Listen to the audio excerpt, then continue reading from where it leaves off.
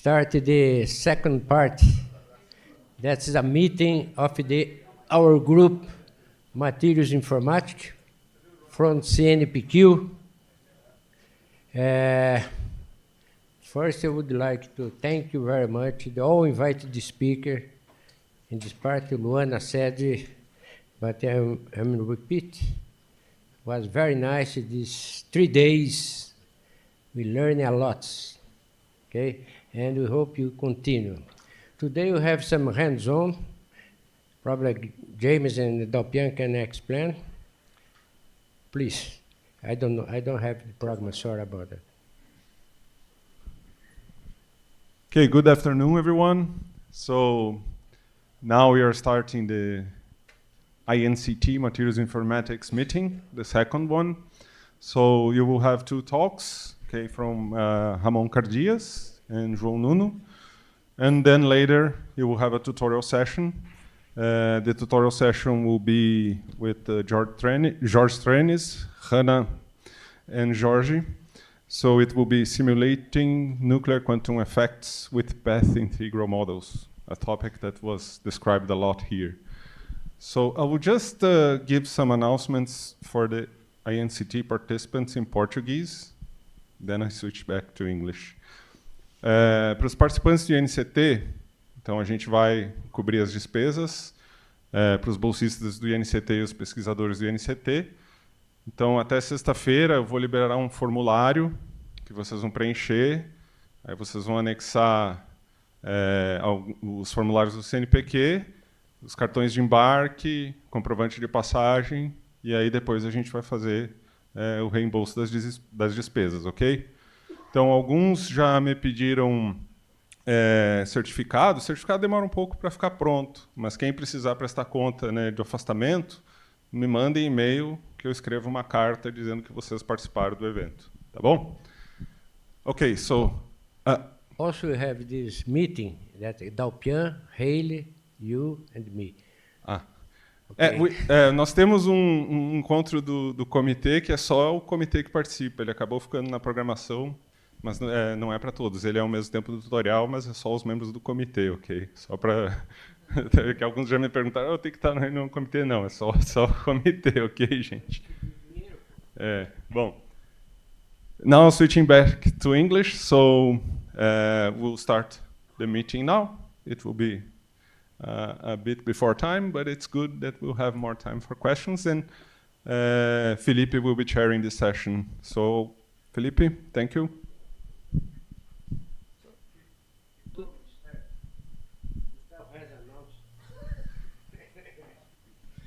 No, so actually, Fazio asked me to talk about where is Pedro de Venezuela? Oh, there. About the Escola Brasileira de Estrutura Eletrônica that will happen in Niterói in November. In October. So it's very beautiful. You guys all should register and try to go there. Okay. It's already, we can put the slide afterwards again, right? And then people can understand a little bit better. So before I pass the word to James again, or actually to Felipe, Fazio also asked me to say a few words about this project, the INCT, right? So this is called mainly for people from abroad, and actually we have young people here that I haven't seen before as well, right? So this INCT stands for Instituto Nacional de Ciência e Tecnologia, so it's a National Institute of Science and Technology. It's funded by CNPEM, that is the main Brazilian funding agency, and this is the largest projects. It belongs to the largest projects they fund here in Brazil. So Fazio is the coordinator of this project. It started a couple of years ago, and we have around 30 researchers working. Oh, Padilha! And we have around 30 researchers from all over the country working in this subject of materials informatics. So we have an annual meeting, and this is the annual meeting that we are having the pleasure to host our friends from Germany as well that are giving some tutorials. So there are a lot of students here, so we mainly fund scholarships, and there is travel money as well that is paying for you to come here. So this is just a general idea for the project. And we had an opening for new scholarships, and we received these requests. James is taking care, and today we are going to select the new awardees of these grants, okay? And hopefully by the end of the conference we can say who got it, right, James? I think that's... So have I forgotten anything, Fazio? Esqueci alguma coisa? No, that's okay. Thank you. Okay, thank you. So let's pass now to Felipe, okay? Oh. So let's get started with our first talk, which is from João Nuno Barbosa.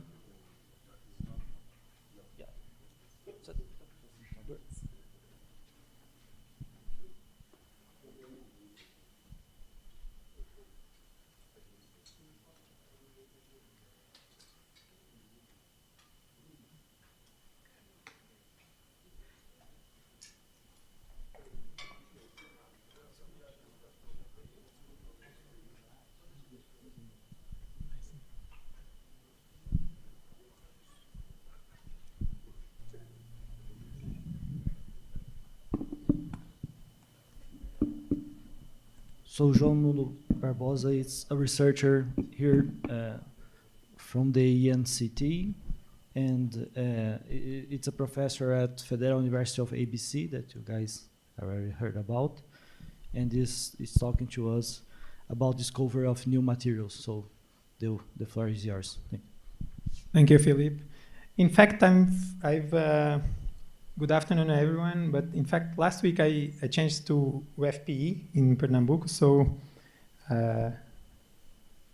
just moving. So, guys, today I'm going to tell you about a set of projects, a set of efforts that we are trying to do related to discovering new materials for real, trying to synthesize, in fact, some of them. So most of the things I'm going to tell you are a mixture between finished work and ongoing work and some plans, let's say. Okay. Okay. This is my outline. I'll start by telling you about a model that tries to predict new stable materials, thermodynamically stable materials. Then I'll tell you about some initial efforts on trying to actually synthesize some of them, and then how we can select some of these guys for strongly correlated physics, okay? So all of us are on the business of studying materials, so I don't have to tell you that this is interesting and important. But I want to mention that discovering new materials is especially relevant for the field of strongly correlated materials. Why?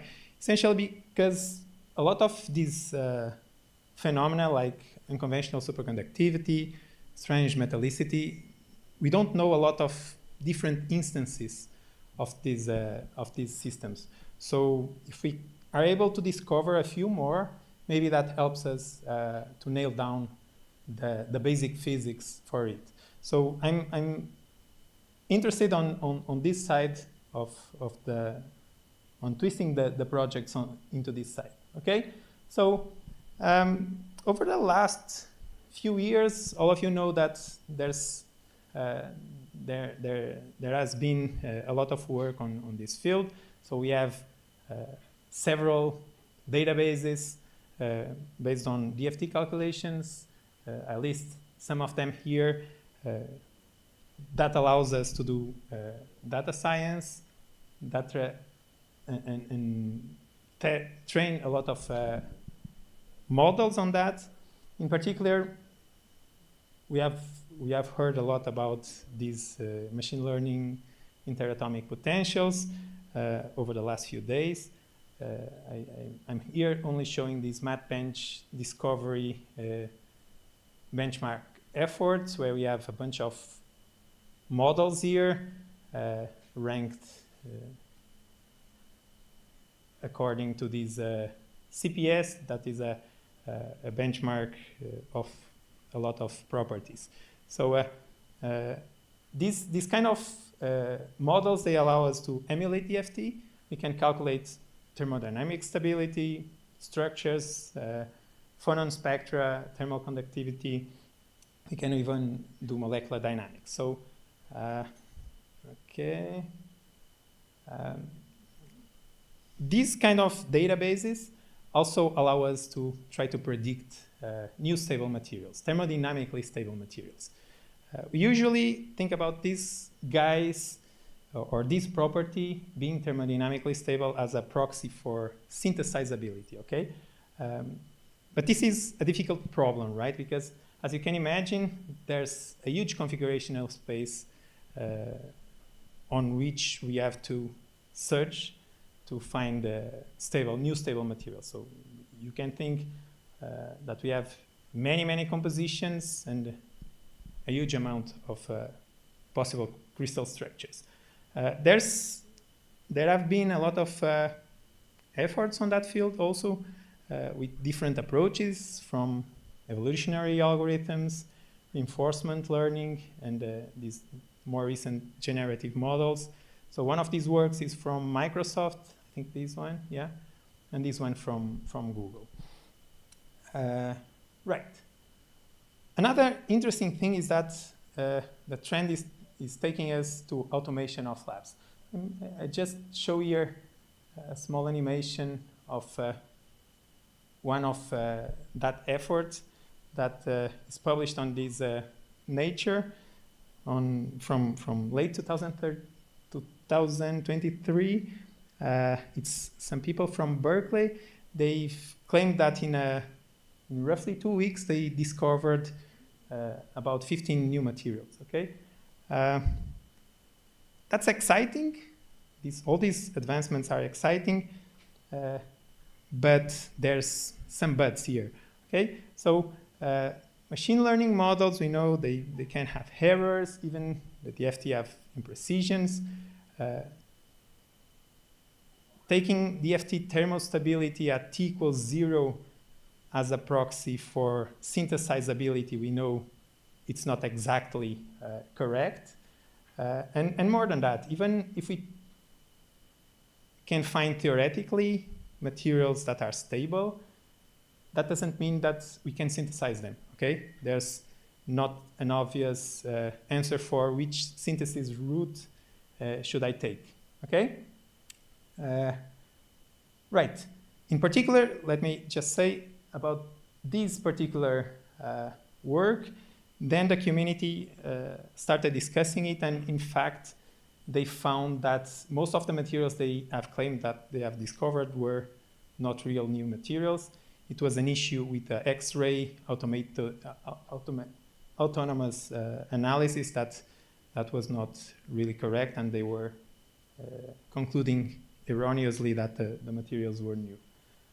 Okay, so our take at this.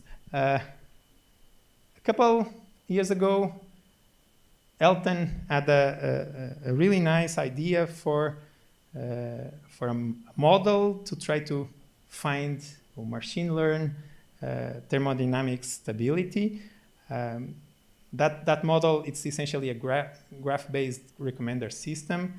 Let me just tell you the basics of how it works. It's just like Amazon or Netflix. It's a recommender system where you have users, A, B, C, and D, and you have a bunch of books. If C read and liked book 3, 4, and 6, and B read book 3 and 6, then the system will recommend book 4 to user B, okay? It's essentially the same kind of thing that we are doing, but now with chemical elements and local sites in a crystal, okay?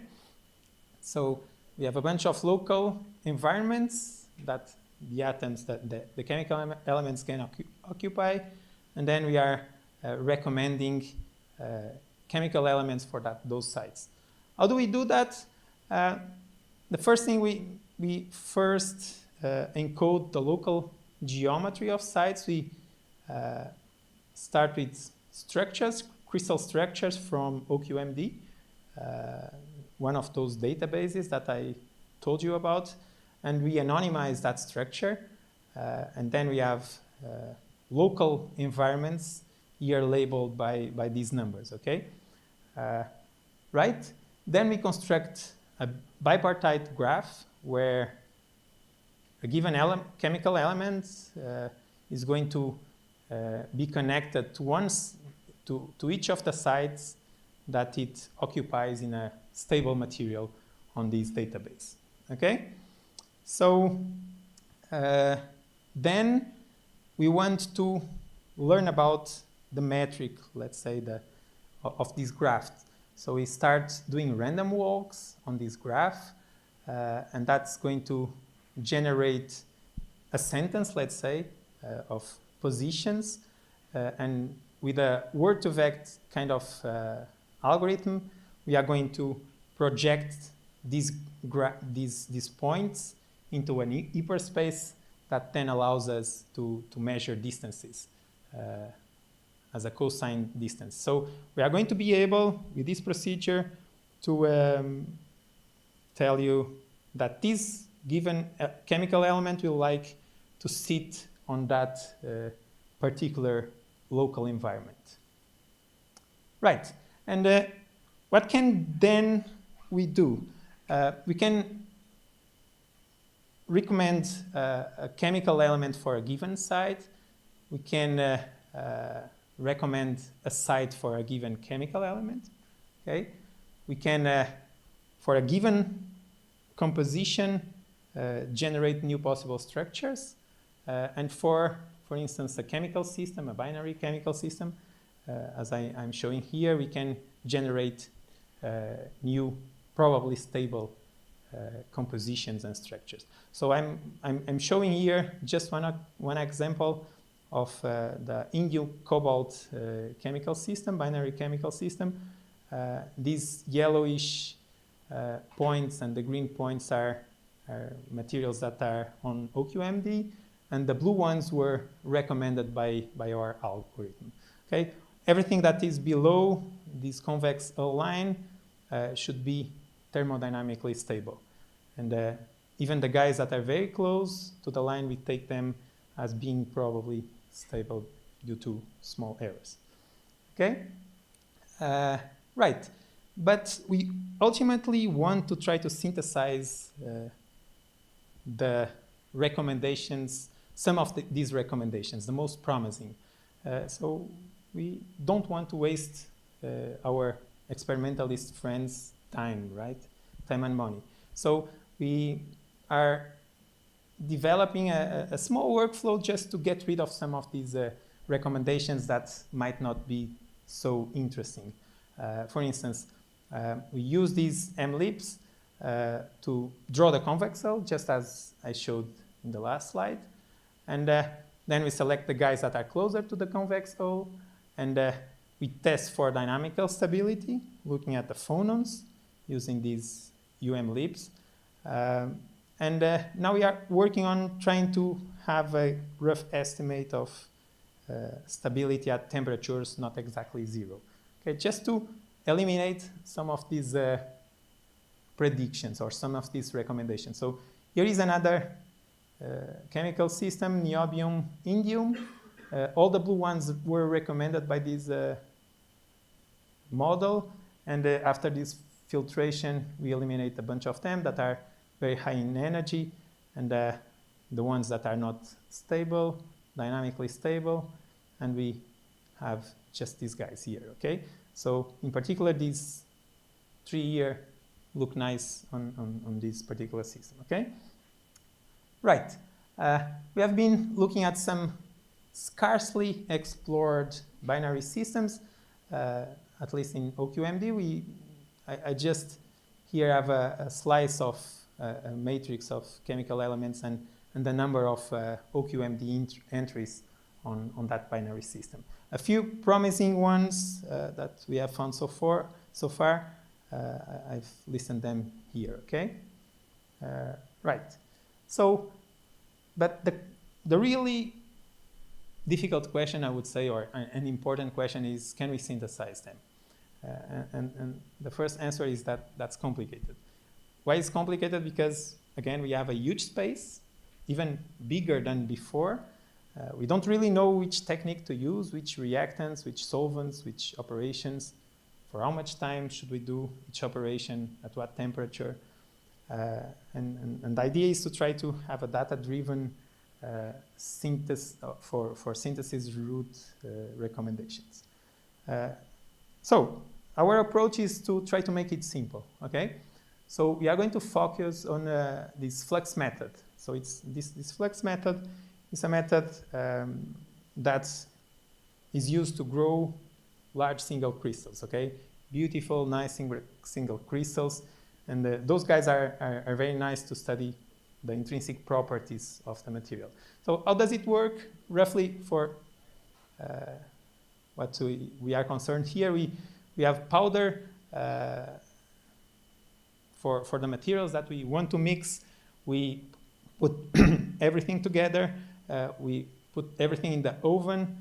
We heat it up, leave it there 800 degrees, 1000 degrees for a bunch of hours, and then cool down very slowly. The objective is to make everything mixed together slowly and attain a thermodynamic equilibrium that allows us to get a nice crystal with just a few defects. The phase that is going to be synthesized is going to be essentially determined by the convex hull that we have been looking at. And more than that, this technique has just a few knobs that we have to tweak. Okay, it's essentially the temperature profile for how many degrees, for how much time, the flux choice. So the flux here is like a liquid that is going to allow the chemical elements to mix together and to form the crystal. And essentially the proportions of the chemical elements that we want to mix to generate a single crystal on a given composition. Okay, so what's the issue? The main issue is that there's no database on which we can train a synthesis route recommender for this method. Okay, so our approach is going to be, first and foremost, use natural language processing techniques to mine the published literature for this method. So which things do work, which things do not work, and then do some judicious in-house synthesis attempts to essentially grow the database that we are going to start constructing with this approach, and then unbias that database, because essentially this database is going to be a database of successes and not failures in trying to synthesize, okay? And that's also important to know. Then we are also going to need to do small models to assist characterization of the results. We'll have to try to reduce costs, like start with cheap materials, and the space also initially binary systems only. If we can get some money, maybe we try to automate some of the parts. Okay, so, but at the beginning I told you about correlated materials, and the question is, all this that I've told you is valid for all kind of materials, not only strongly correlated. But I'm especially interested on these ones, and the question is, can we select some strongly correlated materials? The issue here is that the train a model for pinpointing strong correlated materials is difficult because data is scarce. For instance, take the example of, unconventional high temperature superconductors, essentially we have only 3 instances of these materials, essentially the cuprates, the iron-based, and the nickelates. That I'm here showing critical temperatures and year of discovery, and essentially those 3 families are these ones here. Okay, so if we want to pinpoint microscopic mechanisms behind these high temperature superconductivity is good. It would be good that we would have more instances to compare them to see what's necessary, what's not. Okay, so our approach to that is to try to filter candidate materials, the guys recommended by the model, with physics-informed descriptors that we can cheaply calculate with ab initio calculations, with DFT, for instance. And here is one example is this charge spin susceptibility. So essentially, here in a very dirt and quick way, we try to estimate the response of charge degrees of freedom to the spin degrees of freedom. So take, for instance, an antiferromagnetic ground state, and here on yellow, I'm trying to represent the charge density of that material. So if I, on DFT, flip one of these atoms, and if the charge density responds to that, then I'm saying, okay, there's here some response, there's some coupling between these 2 degrees of freedom, and so I have a non-zero value for this coupling. So we devised a way of estimating this in a DFT, using DFT. We have for instance, here is iron selenide. I'm plotting I'm seeing from the z-axis, and these blobs are essentially spin up and spin down charge density. This is the ground state, so it's a stripe ground state. Then I can flip some spins and go into a checkerboard state, and then I can compare the charge densities of these 2 states and the spin densities, and take just a ratio between the 2 to have an estimate of this response, okay? If we do that for different excited magnetic states, then we have a number that essentially is condensing, okay, I average over a bunch of these orders, and this number is essentially condensing the magnitude of this charge spin response, okay?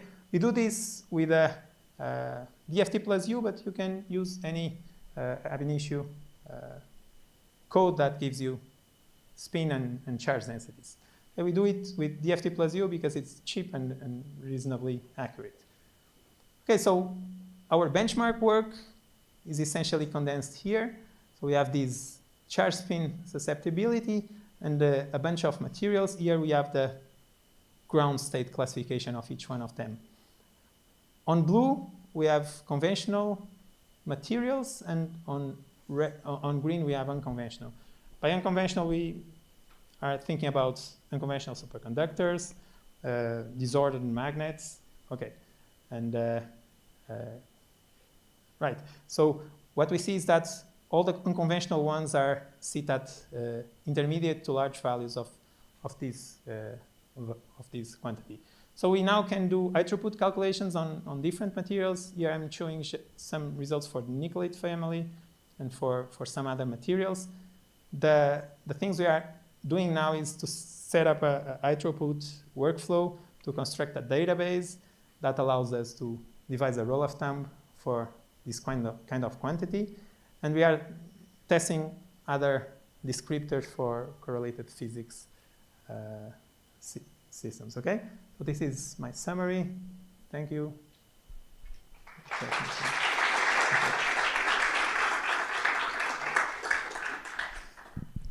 Thank you, João. Let's open now for questions. So I have a first question to start. Maybe when you do the recommendation algorithm based on the graph, you are kind of constrained to the existing structures, or you can propose new material structure using this approach? Right. So essentially, our graph only knows about the structures that are in OQMD, so existing ones, known ones. We are thinking about new improvements that allow the algorithm to try to explore new structures. But so far, it's only known structures. So it's only trying to pick chemical elements and put on the existing structures. Okay. So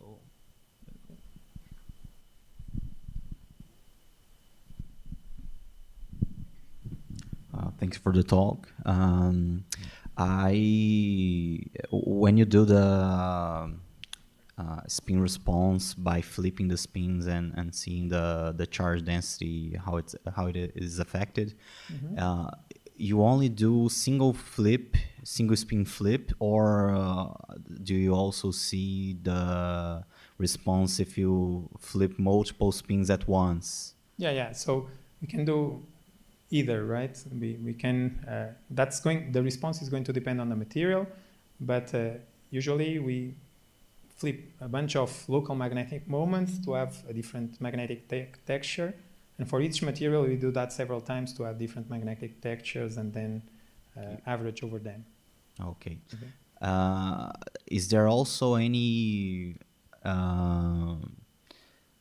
thermodynamic variability in the lattice structures that you use? Like you only see zero temperature structures, or yeah, this is all DFT, so it's zero temperature. Yeah. Oh, okay. Thank you very much.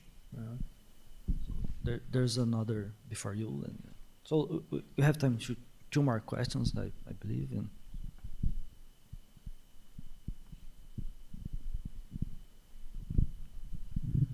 thanks, John, for the talk. That was a very nice talk. My question is actually just to see if I lost anything. The way you filtered correlated materials is by the average susceptibility, right? And the way you measured the susceptibility was a kind of coupling between the charge and spin degrees of freedom. So you're saying your definition for correlated materials is all materials that have the strong coupling between microscopic degrees of freedom. Is that it? That's not the definition for strongly correlated materials. What I'm saying is some of them have these properties. Some of the physics of strongly correlated materials is about that coupling, okay? In particular, on these families of ITC superconductors, disordered magnets, when we did the benchmark study, we saw that, okay?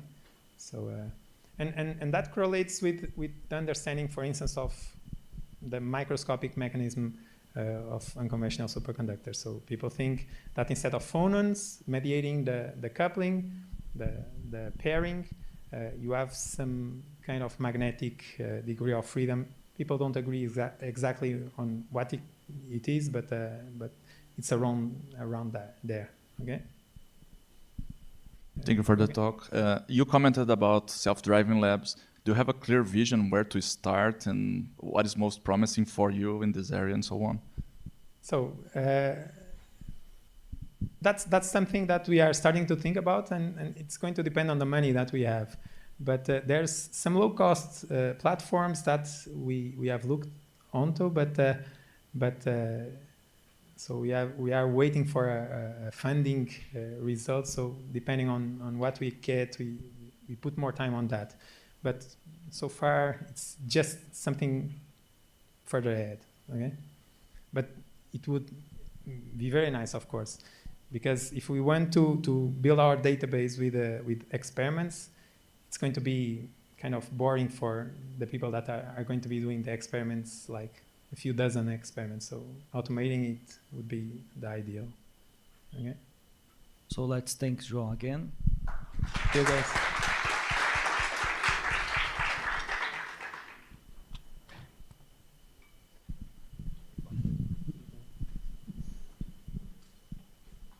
So the next talk is from Ramon Cardia.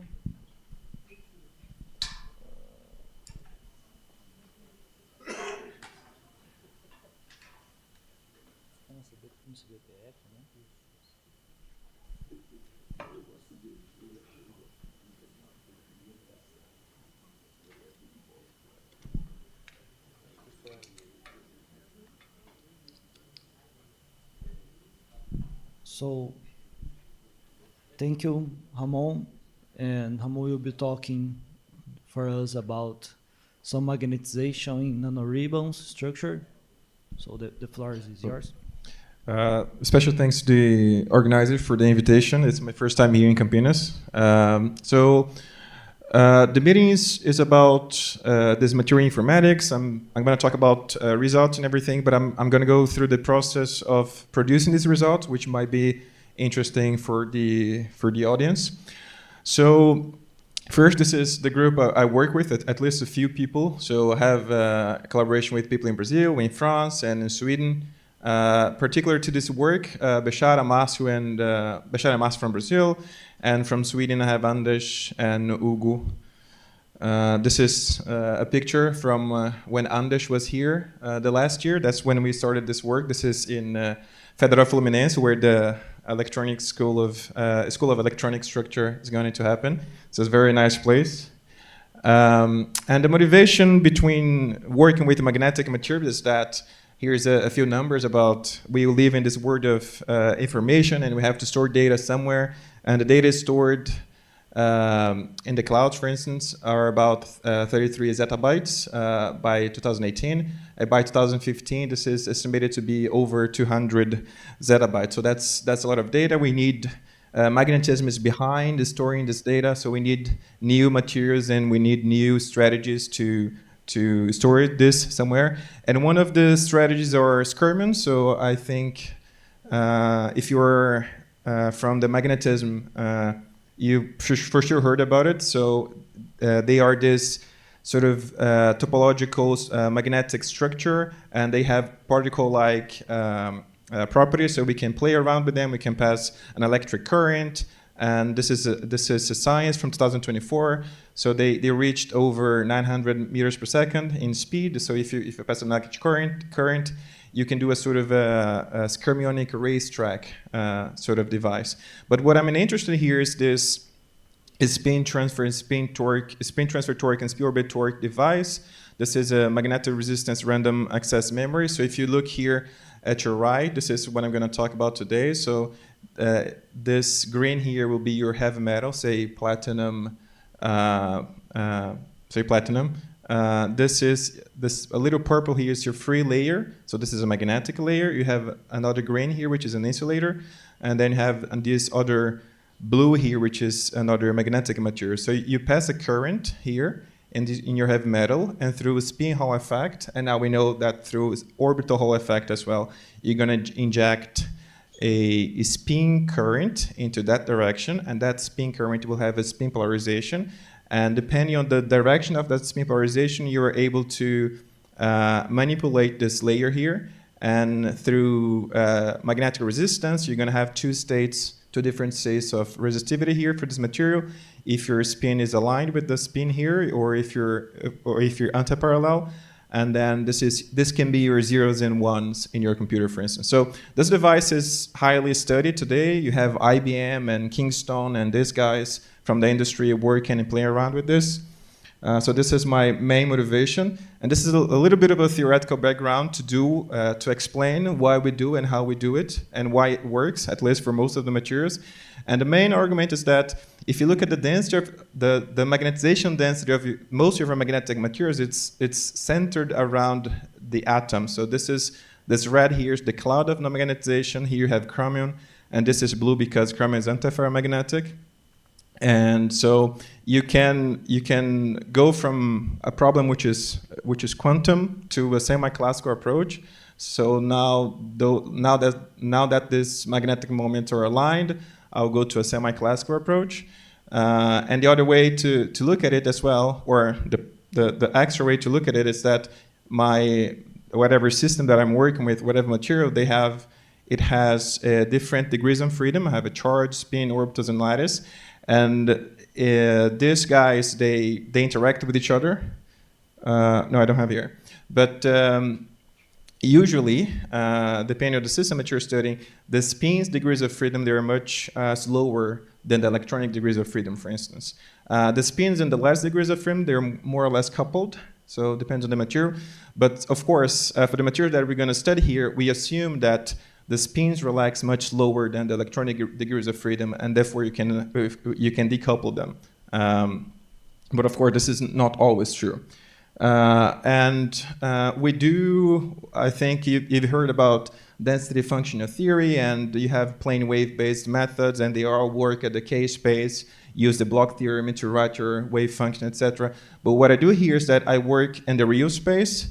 So I use the real space LMTO method, and the LMTO method, what I need to write my wave function is basically the density of states, and then I use the recursion method to calculate the density of states in the real space, and then I do my DFT machinery. So everything that I do here is in the real space. And of course, working in real space is suitable for materials where you have everything that systems with low symmetry, or in our case, we can deal with non-collinear magnetism as well. So this is the ab initio method that I'm going to be using this in here. So I talk about the ab initio method. I talk about how we approach magnetism from the ab initio method. So from the ab initio method, we calculate what we call the exchange interactions. So it's basically, I'm sort of integrating out the electronic degrees of freedom, but I need the information about how these electrons, they connect between the magnetic sites. And that's described by this parameter here, the exchange interaction, the Jodzelski-Murray interaction. I have an anisotropy term. So all of these terms I calculate from my ab initio method, which is the real space LMTO method. And then I bake those guys into the LG equation, which is an equation that describes the evolution in time of a angular momentum, which is my magnetic moment here. This is my effective Hamiltonian, which is described by these terms, and the evolution of the spin magnetic moment over time is described by this. And with the spin dynamic simulation, I can calculate, of course, the evolution of time, but I can also calculate the critical temperature and other measurables as well.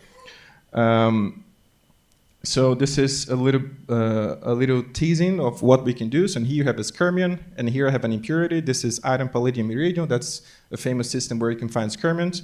And if you pass in a spin current, that spin current will move this skyrmion, and when this skyrmion sees the impurity, it will deflect. So this is an animation of a simulation that we did. And of course, this is not always true. Depending on the impurity, the skyrmion will pin here, will disappear, or will move. It depends on the speed of the skyrmion. But this is something we can do because we have a real space code, for instance. Or at least it's much easier to do. Just to flex a little bit again about the method, this is 100 atoms in a unit cell. This is amorphous iron gadolinium. And we are actually able to calculate the interaction that I just showed. Over 17,000 pair of interactions. So an interaction between every side of the atom cell and 700 neighbors. So that's to bake it into the LG equation. And to flex it a little bit more, we can have a amorphous, a distorted BCC, again 180 atoms per unit cell. And this is all the interactions between each one of this 180 with its neighbors up to 1 angstrom, I think. No, 1 lattice unit. And here I have 49,000 exchange interaction. So enough of flexing. So the system we're going to study here is this FGT system. This became a very famous system because it's a 2D material and it has the critical temperature around the room temperature. Not this guy in particular, the germanium one, but if you look for the iron gallium tellurium, this one has critical temperature over the room temperature. So we started to use the machinery that I just showed to calculate the magnetic property of this guy, and we started with the flake. So we calculate the GIJs and the DIJs and everything between every atom of the system with its neighbors, and through the spin dynamics process we can calculate the spin, the magnetic ground state. And from the experiments, you can see that if I take a monolayer of this guy is ferromagnetic. So it's a famous ferromagnetic. But if you take a sizable sample, say a flake, we show that its edges is non-collinear. So this is a little spin spiral-like structure. And then the core of it is ferromagnetic. And then just to play around, we put 100 Kelvin temperature that you can also put in your LG equation. And then over time, it just flips, just like the magnetic field of the Earth flips every now and then, but this is picoseconds, of course. And then we went ahead. We would like to see how bigger system of those guys, what is the ground state of it. And then we saw that, again, if I take a nanoribbon, and that's the edge, the armchair edged shaped nanoribbon, its core is ferromagnetic, but again, you have the non-collinear edge. So this was an interesting find. And this is now germanium tellurium, and this is gallium tellurium. So we take these two guys. And this is a theoretical work, and we looked around to see if we find any evidence of what we just found theoretically. And we saw this paper. So this is niobium selenium 2. This is a superconductor at low temperature, of course. And then you have 2, and then you put an FGT, and then you cover it with an HBN because this guy oxides a lot, so you have to encapsulate it. And this is the so-called lateral Josephson junction. And then, so this guy you will see a super current flowing from one superconductor to another superconductor via tunneling. And what they found is that this supercurrent is particularly, this is the density of the spin current. This is particularly stronger at the edges. And then they say in the paper that this wouldn't be possible if that was a fully ferromagnetic material, because when the copper pairs find the ferromagnetic material, that decays really quick. But then they suggest two things, and one of the things is that if this electron were to find a non-collinear spin texture, that would survive longer. So we of course very biased, but we say that's a good evidence of that our theoretical calculation is cool. And then we went, how much time do I have?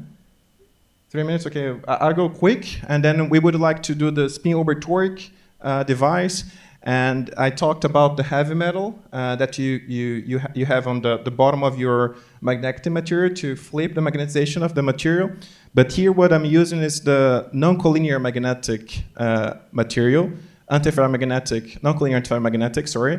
And you see that the non-collinear dynamics has been in the literature for a while, but of course experimentally it's very hard for you to work with antiferromagnetic material because there's no net magnetization. It's hard to play with the magnetization of this material because you cannot apply an external magnetic field. It won't interact with material. But then it came around 2015, this non-collinear antiferromagnetic materials. So, and it has all the sort of ferromagnetic traits, but in a material which is antiferromagnetic. So it's the best of the two worlds. And then This materials are a little bit like that, so the magnetic moments are in plane, and they are non-collinear, and this is a little bit of a pros and cons of them. So in collinear AF, this is green, so you see there's no stray field. The magnetization, the dynamics of magnetization is over terahertz, but of course it's not easy to read. It doesn't respond to Moog measurements, and it's very hard to write as well. But if you go to the non-collinear antiferromagnetics, then it's the best of the two worlds, right? You have a little bit of everything. And a lot of things have been done with these guys. You have, and one of the things that I want you to pay attention is that the spin Hall effect of this guy is meaning that when I pass the spin current here, the polarization of the spin current that flows into the ferromagnetic material has also an out-of-plane component. That's not true for the heavy metals because of the symmetry, but this guys, because if it's non-collinear magnetism, I have also out-of-plane. So I can do a field-free switching magnetization if I use this guy. So I'll jump this. So this is what we're going to do with the FGT. And then we simulate the manganese-3 tin, which is one of these materials on the bottom, and then we pass a current and this manganese-3 tin, and this manganese-3 tin injects a spin current with a tilted spin polarization into the FGT, and we found that we can flip without an external magnetic field, the magnetization. So this is your green line. And this dashed line, vertical dashed line here is when you turn off the spin current, just to show that it's stable and it's non-volatile. So I can play around. I have a you don't need to understand these graphs. I don't think I have time to explain them, but I do have a video of this simulation just to finish. So this is an FGT. So this is the nanoribbon, and then you see that the core is ferromagnetic. The edge is non-collinear, as we showed. And now I'm just simulating what a spin current injected by the manganese-free tin is going to do with this material. So you see that it first starts to interact with the non-collinear edge, and this non-collinear edge induces a torque into the core of the material, and slowly you're going to find that I'm going to find some domains, and then eventually this is going to become all blue because I'm going to flip the magnetization. So since I don't have enough time, I just put a little bit faster, just so you can see the whole thing. But the thing is here is that if the material is fully ferromagnetic, and I'm injecting a spin current with an out-of-plane polarization, the polarization of the spin current will be parallel to the magnetization, so therefore there's no torque. So the fact that this material has a non-collinear edge, and the torque is induced or is passed onto the ferromagnetic layer or the core via the non-collinear edge. So if I have a non-collinear edge, then this process is not possible. So that's what we show. This paper is under review now in the Nano Letter. I forgot to put the link here. But we show that if you have this guy is fully ferromagnetic, you need over 1 order of magnitude stronger current density, for instance. And just to finish, if I may take a little bit of your time of your coffee break, I just want to show that since this is an informatic materials, we also have a sort of a computational workflow that it was not particularly done to this work, but that's a thing that we can do. So we can take a database, we can do an electronic structure calculation, we can take this electronic structure calculation, we can put into a localized orbital Hamiltonian, and the power flow here is Márcio Costa, which is in this initiative, I think, as well. So he works with that, and then after we have this Hamiltonian, we can go through this, the real space code, kite. So I'm a developer of this code. I'm also a developer of this code together with the Swedish guys. Tatiana is developer of the kite code. So we have a Brazilian collaboration all throughout this workflow. And after this, we can take electronic properties, transport properties, magnetic properties, and we can have that as a high throughput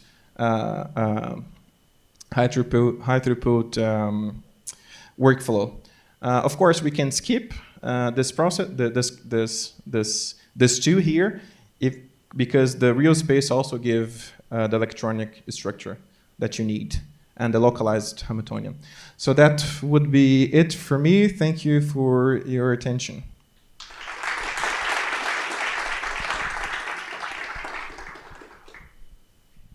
Thank you.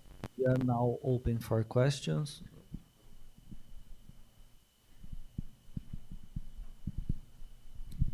Thank you, Ramon.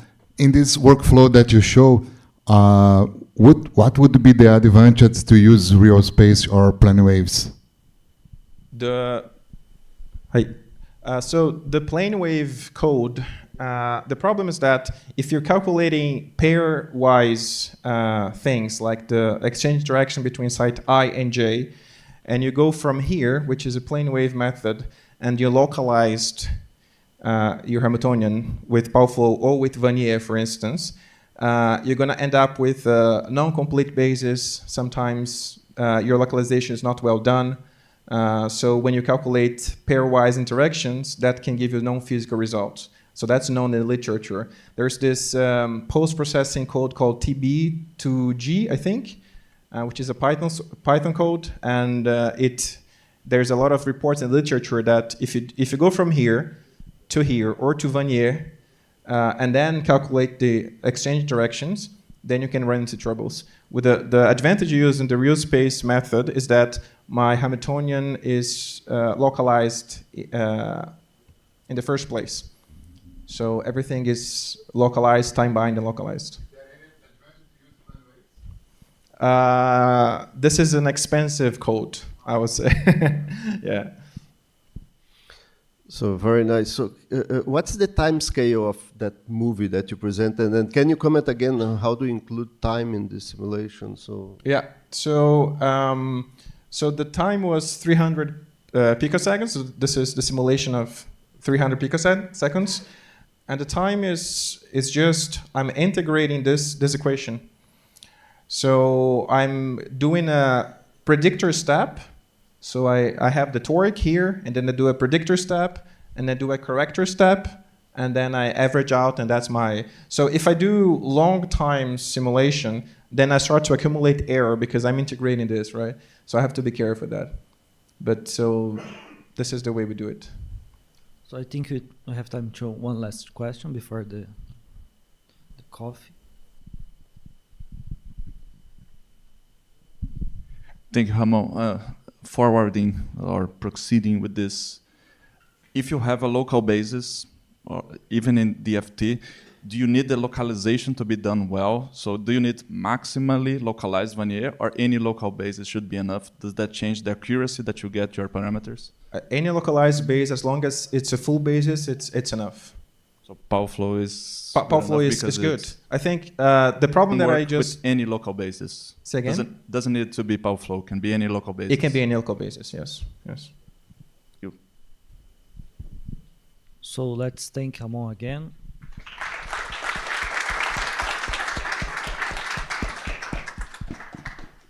So now it's the coffee break, and we are back for the tutorials at 10 to 4.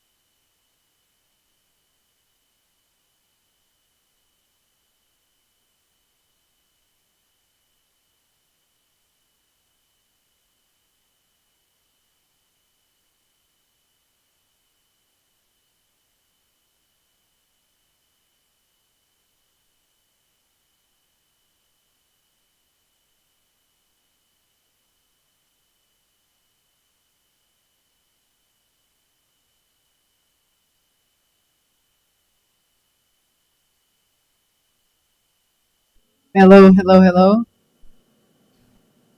The tutorial will start now. Should come in the room. Vem pra sala.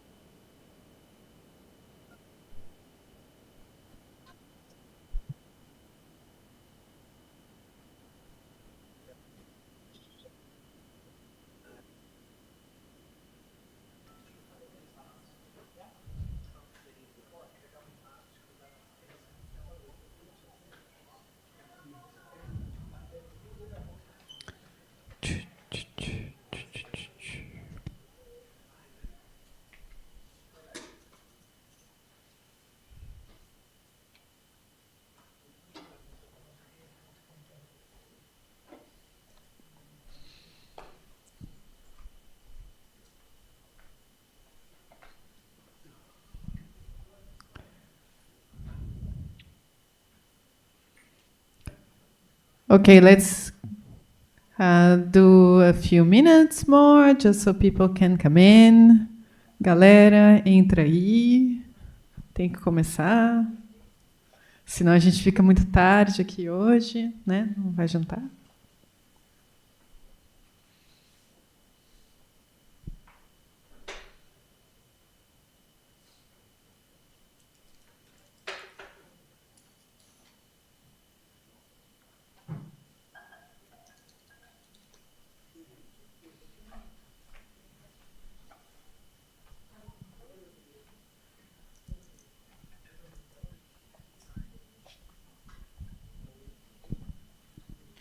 O James está chegando. Tá tudo certo, tá tudo certo. Tá. Felipe? Cadê o Felipe? Tá fora? Tá dentro? Não apareceu, deixa. Foi embora. Tudo bem, a gente... É o auto chair, tudo bem.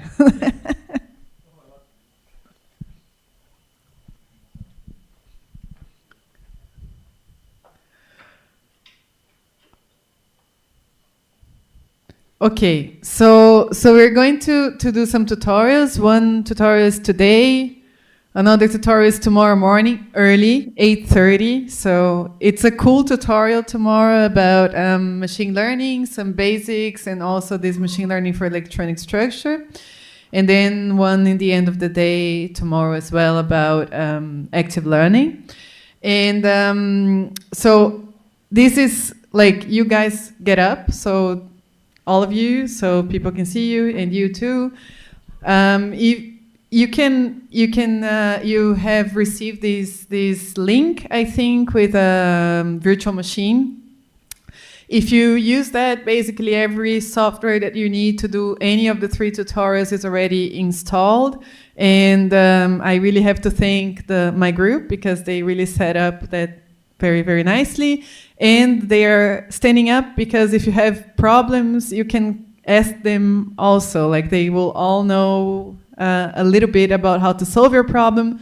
No guarantees. Maybe the problem is not solvable, but they can at least try. And beyond that, I think, so we are here to help you. So the main tutors of today is George, Hannah, and Jorge. They will all speak a little bit. So we'll start with a little bit of theoretical introduction and then move on to the hands-on exercises and alternate a little bit. That will be the format of all tutorials, and we'll give a little bit of an introduction on each one of them. So George will start today.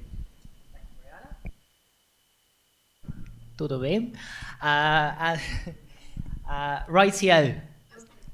And if someone doesn't feel, if someone wants to ask something in Portuguese, you can ask to me and I can translate. So I'm here also to aid with communication if you need. Okay? Okay. Thank you. Jolly good. So, a suggestion, if you are planning to follow the tutorial actively, it may not be such a bad idea to shift maybe to one of those front rows so that we can more easily come up to you and help out in the terminal. But that's up to you. Apart from that, I think we can start with the theoretical introduction. You've seen so many of the talks at this meeting mention path integral molecular dynamics, we're going to get to a bit more to grips with it in this session. And first, I would like to outline the limitations of the methods that we're going to discuss today. I know I spoke a little bit about going beyond Born-Oppenheimer. In this tutorial, we are not going to do that. We're going to stick to a single potential energy surface. We're also only going to consider things at thermal equilibrium. We are going to exclusively consider systems where the atoms are distinguishable, so we're not going to be doing Einstein-Bose or Fermi-Dirac statistics. And finally, we are only going to calculate so-called static properties. Static properties are thermodynamic properties that only depend on the energetics of the system, but not on how the system evolves in time under the influence of these forces. Now, I should also add that path integral approaches can be used in circumstances where these limitations are lifted. You can do indistinguishable particles, you can approximate dynamical quantities like reaction rates, but this is a little bit beyond the scope of today's tutorial. So we'll not look into that today. Again, the partition function is a very central object to what we're trying to do, to the properties that we're trying to describe. Yes, I added this early in the afternoon. I keep forgetting beta, right? That is the reciprocal temperature, 1 upon kBT. The way that we can calculate something like this, the trace of an operator, when you see a trace, you immediately think, we need to resolve it in some sort of basis. A convenient basis to use, in principle, is the basis that diagonalizes the Hamiltonian operator. If you do that, then the expression has a particularly simple form. The functions that diagonalize the Hamiltonian operator, the solutions to the static Schrödinger equation, they're states of definite energy, and the action of the thermal density operator on the eigenfunctions of the Hamiltonian operator can be trivially calculated.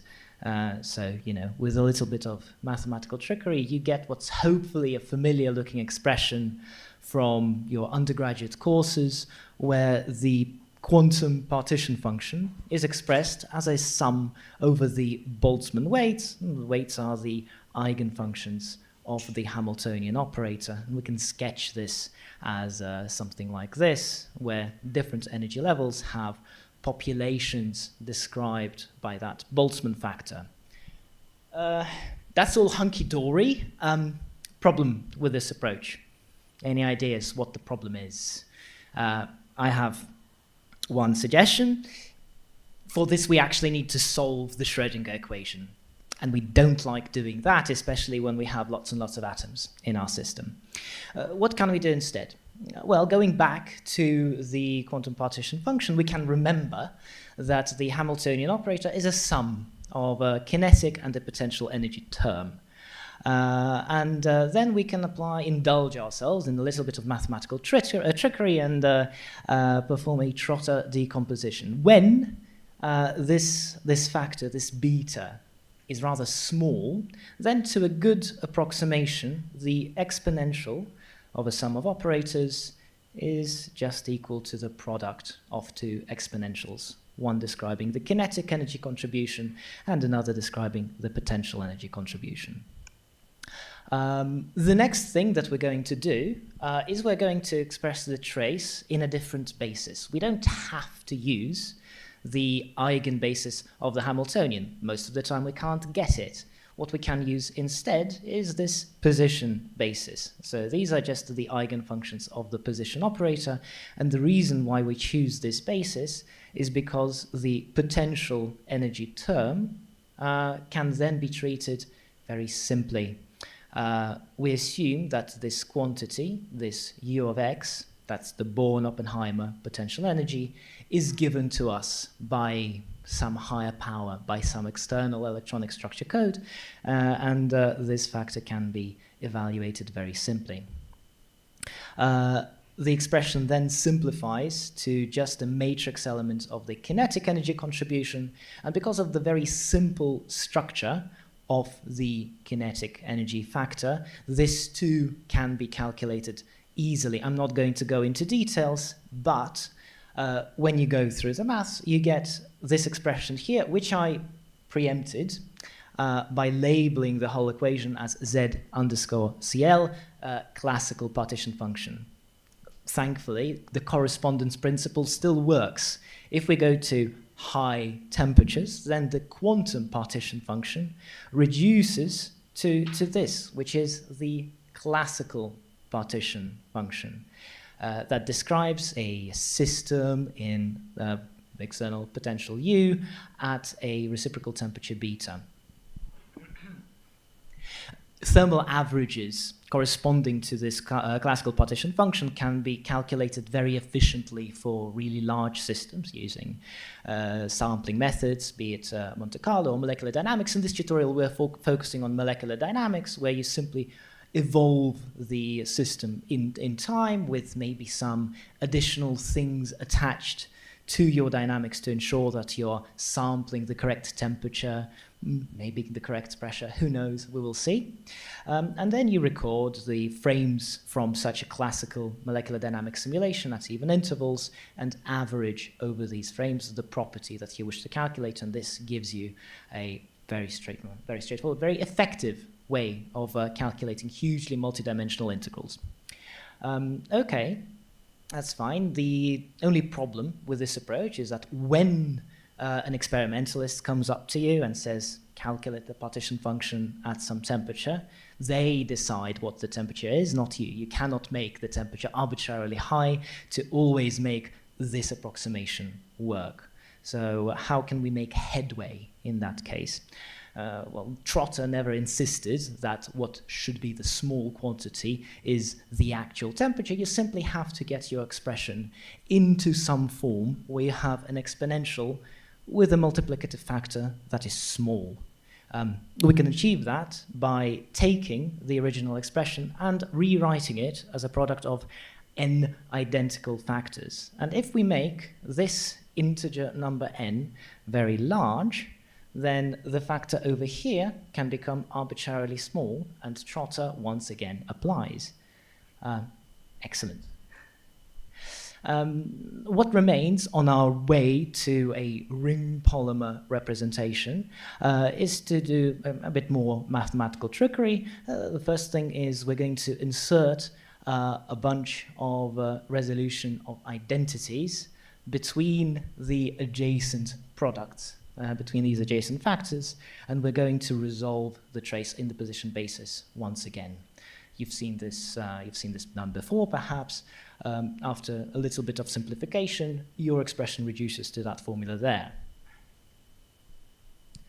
And the last thing that remains to us is to deal with the matrix element for the kinetic energy contribution. The thing that is different from what we saw before, what we saw for the classical limit, is that the start and end points, the two x's in the matrix element, are different.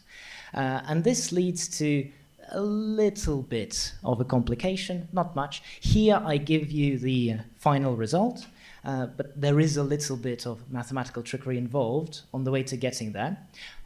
We will send out the slides to you, so you can go through this in a bit more detail if you so wish.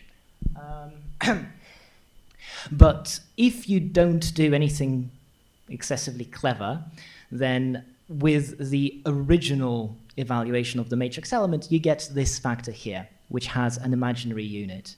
And you don't want that, because then you're trying to calculate by sampling an integral that is very oscillatory. Oscillatory integrals are not meant for calculation with sampling methods, so you do a little bit of manipulation to get the expression into this final form. The fact that we are doing this manipulation is going to affect some of the results, some of the ways in which we calculate thermal expectation values. We will get back to that in a second. And well, this more or less leads us to the final result.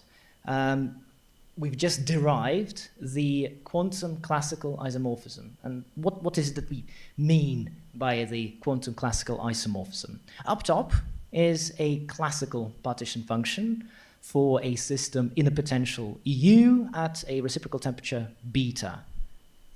Below, we have the path integral expression for a quantum partition function for otherwise the same system, and the two expressions look very similar. What are the differences?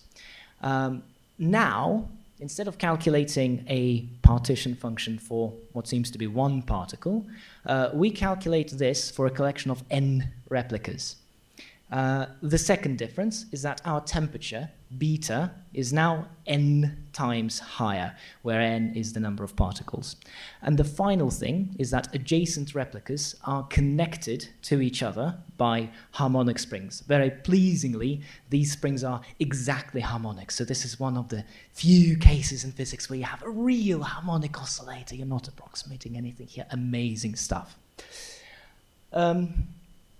To calculate thermal averages, which is what you're normally interested in, you can crank the exactly same mathematical handle.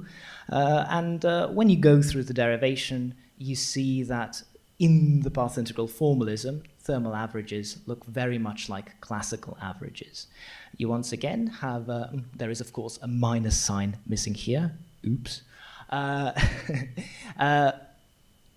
So we once again have this isomorphic path integral Boltzmann weight, and the property, which was originally represented by the operator a hat, is now mapped onto an estimator.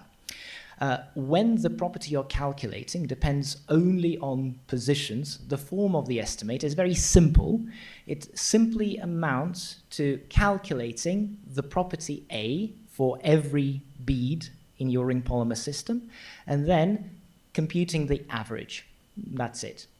So that looks something like that. You run your ring polymer molecular dynamics simulation, calculate the potential energy for every bead, average it over all beads, over all steps, and you calculate the thermal average of the potential energy.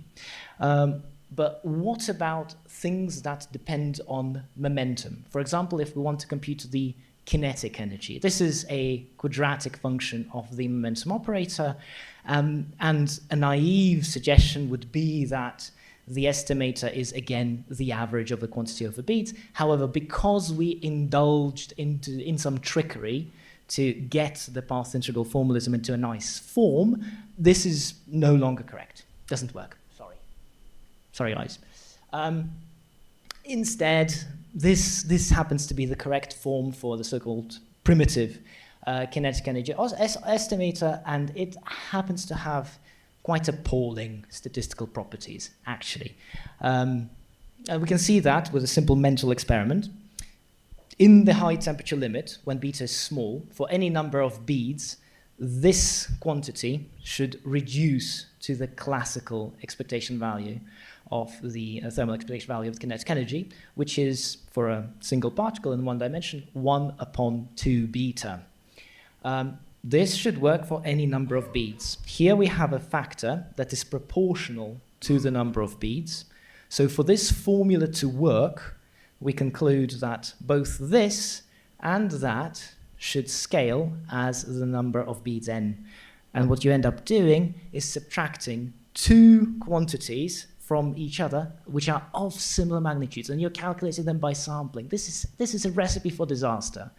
But you can be clever about it, and with a bit more mathematical trickery, you can derive an alternative estimator, which we will see appear in the tutorials very shortly. This is so-called centroid virial estimator, which doesn't have any of the problems. And with that, the theoretical introduction, you'll be very glad to hear, is done. And we're going to get onto some practical details. There is a huge amount of work that has gone into making these pathological methods practical, and there's lots and lots and lots that I'm not discussing here. But a lot of the methodology is implemented in the IPI software package. The version 3 was recently released, and that's what we'll be working with today. Many of the people present here contributed to developing this in previous versions, so real specialists. And what does the IPI code do exactly? So the IPI code is a machine to move the ring polymer beads around. It does not concern itself with calculating the forces. It receives the forces from some external agent. And given these forces, it then moves the ring polymers about. And this works for many different kinds of motion. It doesn't even have to be ring polymer molecular dynamics. You can also do geometry optimizations with it. You can also calculate normal mode frequencies and phonons, etc. All of the heavy lifting, calculating the forces and so on, is delegated to an external program called a client. The client code receives the positions from IPI, does magic, and returns forces and so on to do the calculation. The communication happens through internet sockets. It's a very flexible way of communicating between different processes. There are many interfaces that have been written so that IPI can communicate with lots of electronic structure codes, some of which I tried to highlight the ones I could remember being mentioned in this workshop in bold, but I think I missed a few. So anyway, IPI works with all of that. Isn't it great? Also works with ACE, so if your code is interfaced with ACE, it's already kind of interfaced with IPI as well. Amazing stuff. Whoops. And yeah, if you want further details, jolly good documentation, examples, have a look at these two websites. And with that, I conclude the introduction, and we turn to the first tutorial led by Hannah Berchi, where you'll be looking at how you can use IPI and particle molecular dynamics to calculate thermal equilibrium densities for low temperature, high pressure hydrogen.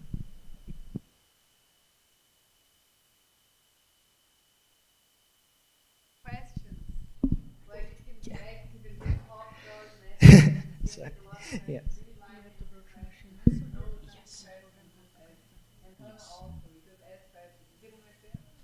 Yeah. Oh, one thing that I'd ask you to do, and Hannah can show that on the virtual machine. Do you know how to get off the terminal? No. So, because we're always striving to improve, right? We pushed some updates to the tutorial fairly recently.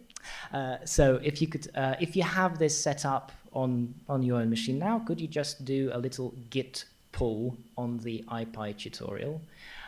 Otherwise, if you're working with the virtual machine, Hannah can guide you through how to do this in the terminal now. So yes, so you can find the tutorial if you're on the virtual machine. If you go first to the documents folder and then in tutorials, you will find here that we have the IPI tutorial here. So you can also move into that one.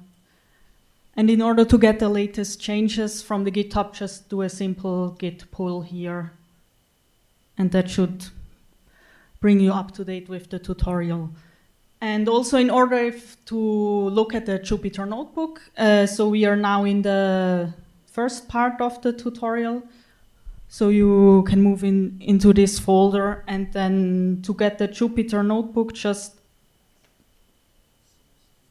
yes. One other important thing is you have to source an environment file, which you can do like this. This just sets up some IPI paths and everything, but once you have this done, you should be ready to go and able to launch the Jupyter notebook and execute the code and everything. So one small thing here is some of the visualizations here don't work super well with the default browser. So what you can do is, if you're on the virtual machine, run it on a Chromium browser by just copying over here a link. So everybody's following this environment and the installation of every package? Yeah.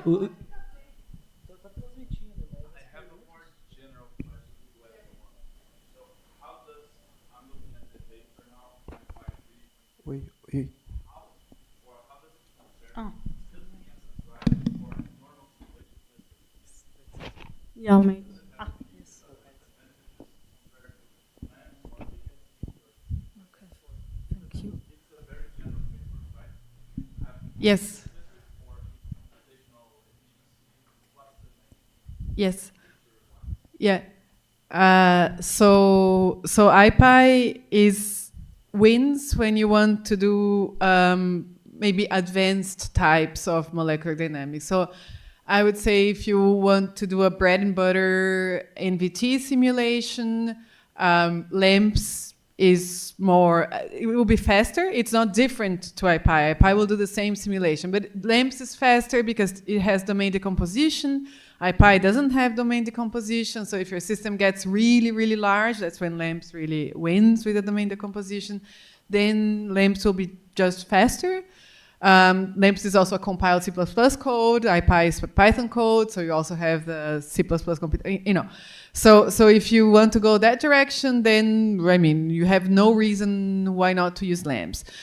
But what IPI can do that LAMPS can definitely not do is do very advanced types of molecular dynamics. So things like, rapid exchange molecular dynamics, enhanced sampling, many enhanced sampling types of simulations, combination of committee models, uncertainty estimation on the fly, combination of different potentials coming from different codes in order to, do a thermodynamic integration from potential to potential, or just combine, like a base potential and a correction potential, or let me try to think. Okay, do multiple time stepping as well in molecular dynamics. Like you have like degrees of freedom that are very fast, some that are very slow, and then you can do really, really fancy types of multiple onion-like, things of multiple time stepping. You can do imaginary time multiple time stepping. That's called ring polymer contraction. That works also for this path integral MD.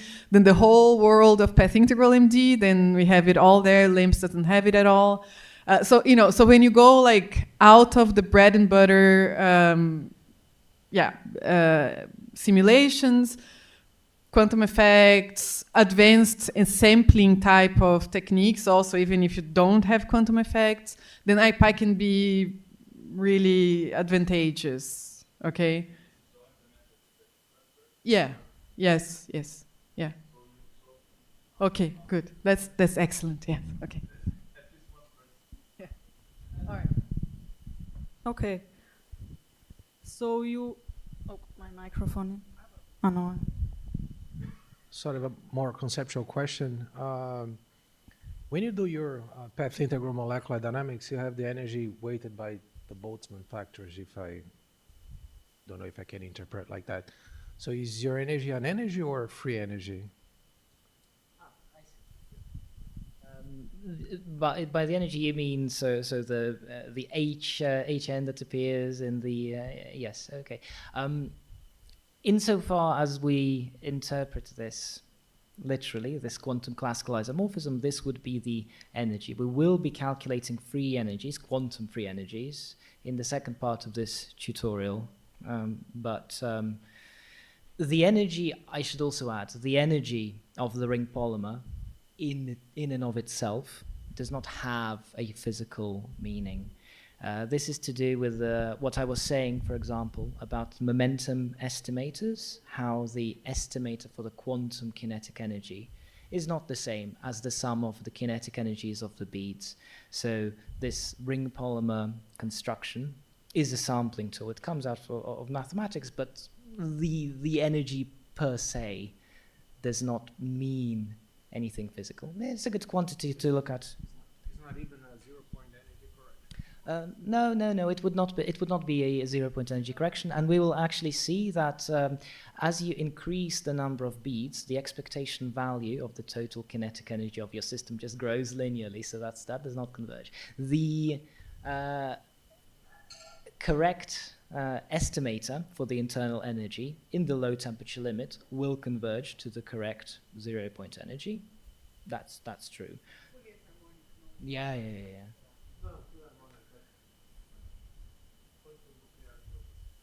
Yes. Yeah.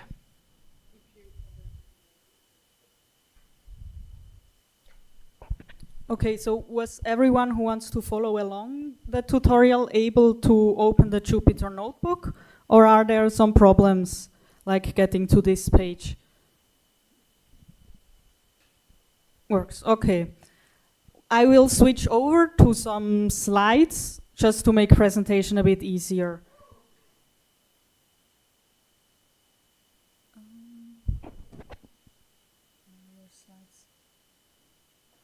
I need to open the slides myself.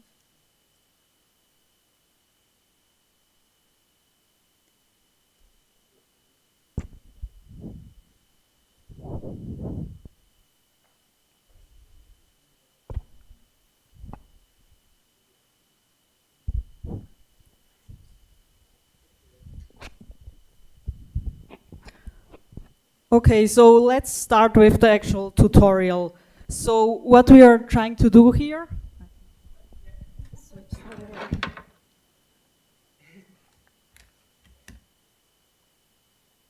does it work? Okay, so what we're trying to do here is to run molecular dynamics simulation, both doing like standard classical molecular dynamics and also including nuclear quantum effects by doing PIMD simulation using the techniques that George just presented. And what we're doing is running it at a constant temperature, but also doing it at a constant pressure. And the reason why you might want to do simulations at a constant pressure is that often this corresponds to experimental conditions. So if you have experimental results which you want to compare to, often those are at the constant pressure and constant temperature. So here we will show how to do this for a very simple system of condensed hydrogen. And if we move on, so a simple comment on how we are simulating our system, which probably all of you are very familiar with, is that will be using periodic boundary conditions on our hydrogen system in order to get rid of surface effects. And if you run now the next slide, then you can see how the system actually looks like. So I hope this works for everyone. If you have problems running these slides, then let us know. Maybe you have set up something incorrectly. Yeah. Please raise your hand if you have any problems. So what you can see here, so this is the system we are simulating, and actually in this case here, each sphere corresponds to a hydrogen molecule, so 2 hydrogen atoms. And the reason for this is it's a bit more simple description of the system, which we can do because we are doing simulations at very low temperatures, such that the molecules are actually in a symmetric rotational and vibrational ground state. So we can actually describe them by spheres. And also the potential that we use to describe the interaction between the molecules uses this description. So now for the next part, I will be giving a quick introduction in how we can control the temperature and the pressure by doing molecular dynamics simulations. In this first part here, we will be looking at classical molecular dynamics. So what we are trying to do in the end is sample the NPT ensemble with conserved particle number, pressure, and temperature.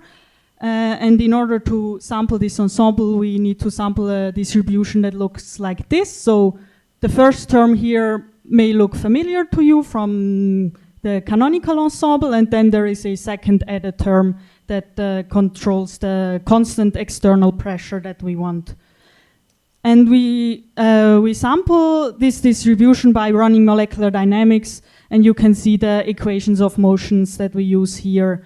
So what you can see in black, that's just Hamilton's equations of motion, and we add some terms here in blue and in red in order to control the temperature and the pressure. So you can see here the time derivative of the momentum is just negative gradient of the field, and then we add some other terms and similar for the velocity.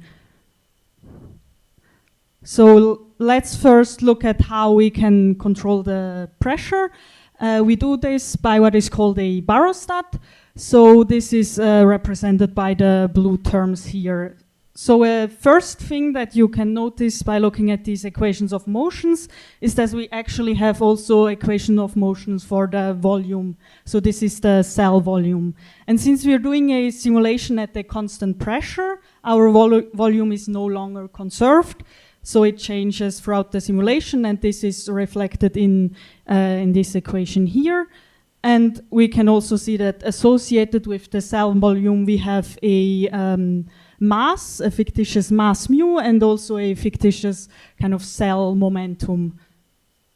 And if we look at this first part here, we can see that the volume here is scaled during each time step with such a factor here.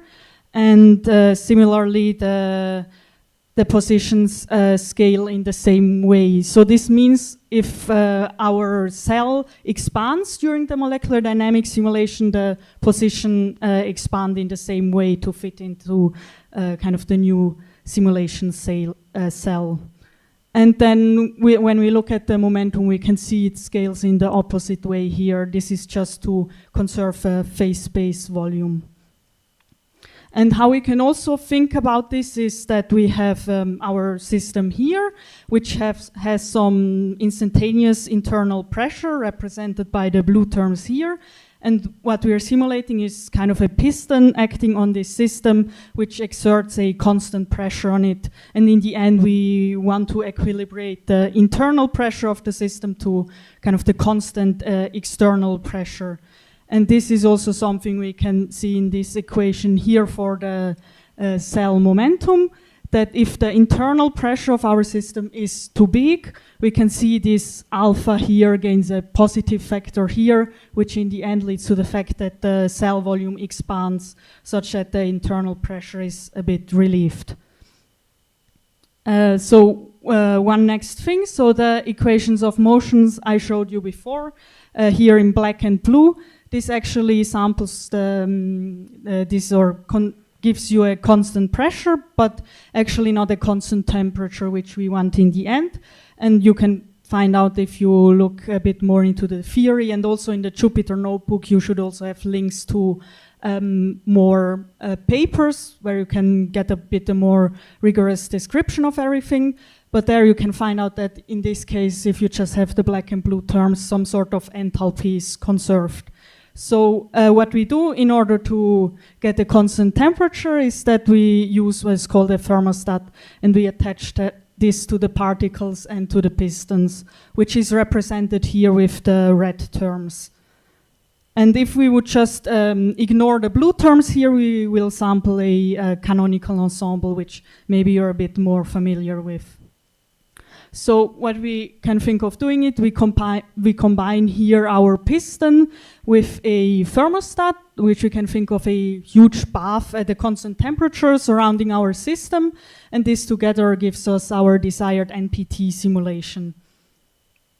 And if we look a bit more closely at how the thermostat works, we can see so the red terms act both on the particle momentum P here and also on the cell momentum. So the fluctuations in the momentum needs to be in correspondence with a certain temperature, and this is both the case for the particles themselves and also the cell volume. And the equations of motion we show here are for a very simple thermostat, which is called a Langevin thermostat. Of course, there are many more different thermostats, but this is a simple version of it, where we have on one hand a friction term here, which kind of decreases the momentum of our particles, And the second term, which this is just a random Gaussian variable, so this just adds some random noise to our system to simulate a constant temperature. And in order to fix kind of the temperature which we want, one can find out that kind of these two coefficients need to be scaled in this way. Yes, so for next part, we will actually be running a NPT simulation in IPy, but first I will be going a bit through the input file. And so what you can see is if you want to run a simulation with IPy, you need to specify an input file, which is in a XML format. And you see here the kind of the first part of the input file where you just need to specify what kind of output you want IPy to give you. So this is, first you specify for the standard output of IPy how much it should output. Here you can also, or if you want some other output, you need to specify what kind of output you want. So in this case, we every 10 steps output the current step, the time, some conserved quantity, and so on. This will all be written to an output file during the simulation. And then we secondly also specify that we want to output a trajectory file, which records the position of our particles at every 100 time steps. And lastly, we can, in this case, also output what is called a checkpoint file. And this is in IPy just a file that easily allows you to restart the simulation in case anything has gone wrong. And lastly, we also, of course, need to tell IPy how many steps in total it should run. Kind of the next section in the input file is you need to tell IPy what the forces look like. So IPy itself doesn't know what the forces are, and you need to tell it with which force field to connect. And in our case, we use a very simple force field, a parahydrogen force field for condensed hydrogen. And we specify this here, and we also give it an address with which we refer to it later. Maybe I just make a small comment. If you remember George's presentation, what that thing does, it's just it opens a socket at a certain address, and then any code that will connect to that address will give the forces to IPy. And so what name is there doesn't matter so much. It's just for internal things of IPy, and then any code can do it. Yes, and I mean, in general, you can also connect also to a DFT code to give you the forces, or a machine learned potential, or in this case, we use a more simple force field. And then next part, we need to do some specifications about the system. So we need to tell IPy if you're doing a classical or a PIMD simulation. In our case, we first do a classical simulation, which corresponds to just having one single bead. If you remember the kind of the picture of a ring polymer that George showed before. And then we also tell IPy how to initialize our system.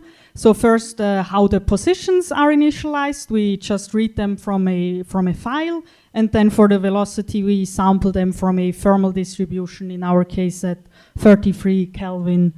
And lastly, again, we tell it how to do the dynamics with what kind of forces. And then, of course, in our case, we run simulations at constant temperature and pressure, and so we also tell IPy what the temperature and pressure is. The last section now tells IPy how to run the dynamics. So we run dynamics in NPT ensemble, and then we need to specify all the thermostat and barostats that we have. So first here we have the time step with which to run the simulation, and next we have the thermostat acting on the particles, where tau here is always a keyword that gives you the time scale of the relaxation, or how fast the thermostat or barostat acts. And then we also specify barostat, what kind of, again, the time step, and then since we also need to thermostat the cell volume, we again specify a second thermostat here that acts on the cell volume. With this, we should be ready to run the simulations. So if you go to this folder here, you can just execute the simulation like this. I will also show it here. So yes, make sure to go to the correct folder here.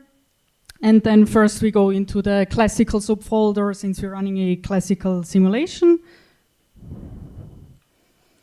And in here you should have everything you need to run a simulation.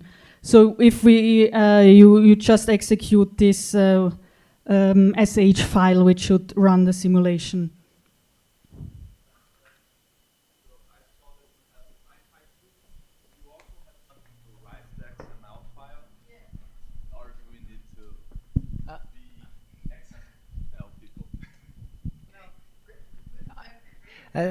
Shall I, Mariana? Okay, I have the mic. I misjudged this, but as of IPy 3, there are also utilities that are described in the documentation that allow you to write the XML files from scripting from Jupyter Notebook, etc.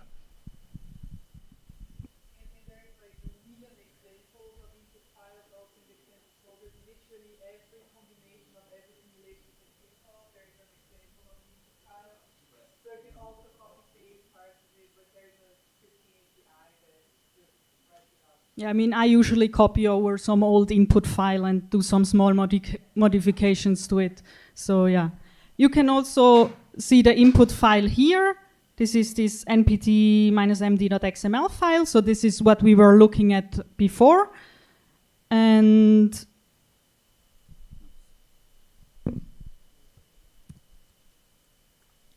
also in this para-hydrogen thing, this is just the initial position of each H2 molecule that IPy needs to initialize the system.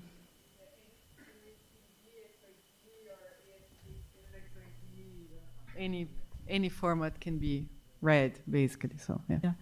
And lastly, we can also look at the run script that we use to run IPy. So first we start up IPy and specify the XML file, so the input file it should use, and also tell it where to redirect any output. And then as a second part, we also need to start up the driver. This is the name we gave to it. We specify some parameters. In our case, the force field needs some parameters, and then we can also redirect the output. Yes, so, and if we want to look how far the simulation has gone, we can also look at the log file. Oops. So in my case, the simulation has already finished. You see it has in total done 10,000 steps and everything seemed to have gone well.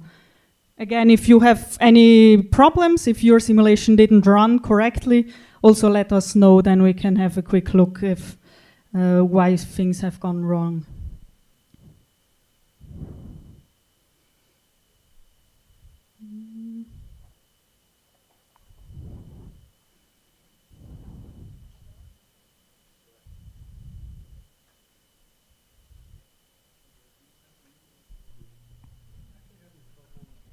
Yes, of course.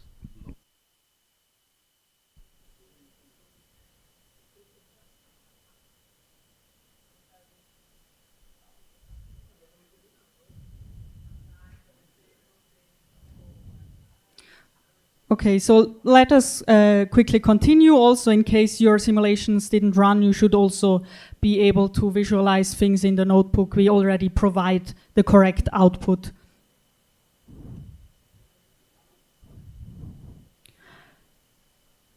So in case your simulation has gone well, you should just be able to run this cell here and then look at the output here.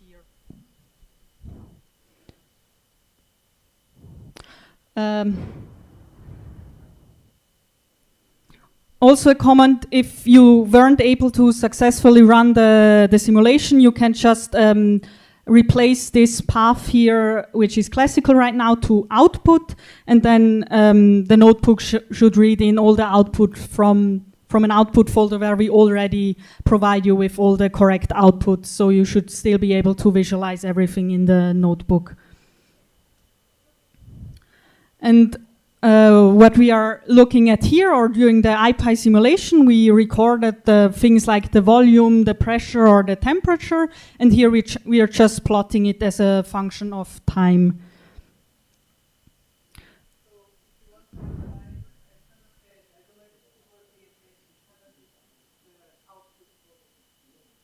Yes, so yeah, if you had problems running your simulation correctly, just replace here classical with output.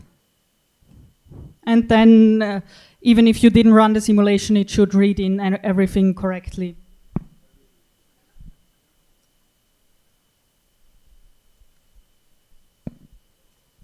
And also if we look at this here, we can see if we look at the internal pressure. So we specified a pressure of 50 megapascal, and we can see it relaxes towards this value like within probably the first 0.25 picoseconds. And this actually also corresponds to the time scale that we gave for the barostat of 250 femtoseconds.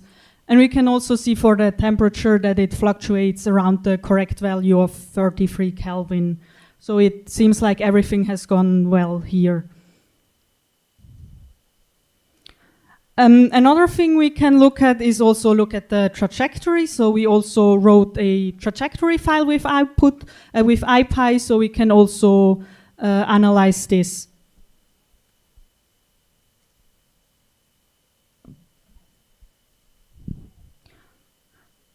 So if you execute the next cell, then you should be able to see here on the left the volume as a function of temperature, and on the right the visualization of how the cell and all the molecules inside of it look like.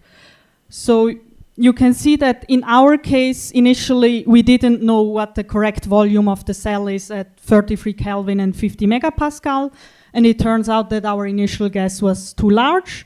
And throughout the first couple of time steps, we can see that the volume of the cell contracts a lot. So you can also see this in the right, that the cell contracts. And then afterwards, if you run this, the fluctuations in the cell volume are then very small. So this would be it for the classical MD simulation at constant temperature and pressure. We can also now move on to doing path integrals at constant pressure, unless there are any questions or anything at this moment.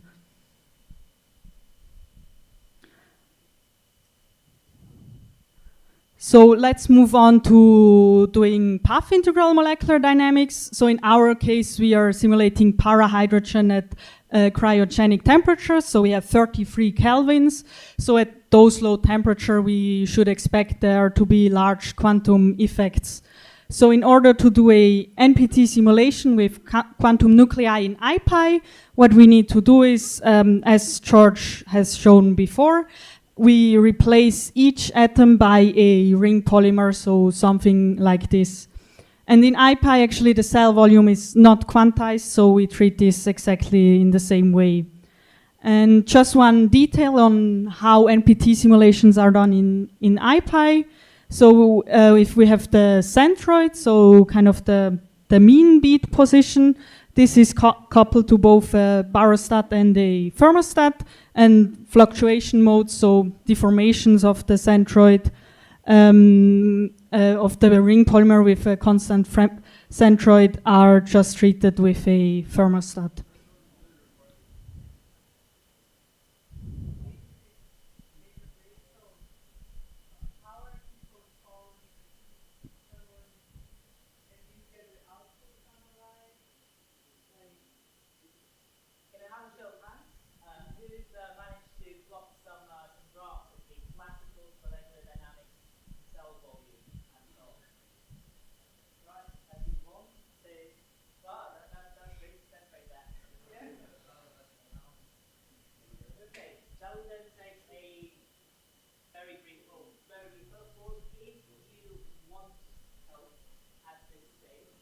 Really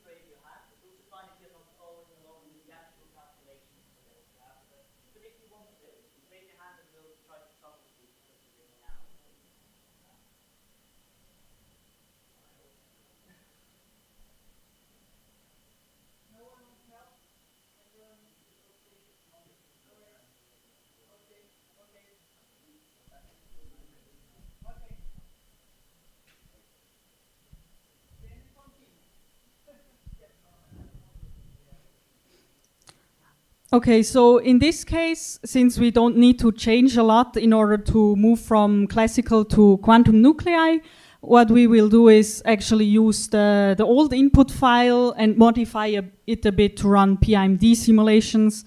And as a second point, we will also show how you can restart simulations in IPI. So we will be using kind of the state of the system at the end of the classical simulation as a starting point for the PIMD simulation, and we'll copy over what is called a restart file, which does kind of exactly what it says. It easily allows you to restart calculations in IPI, and we'll use that to initialize our PIMD simulations. So if you're following along, you can also carry out those commands in the terminal.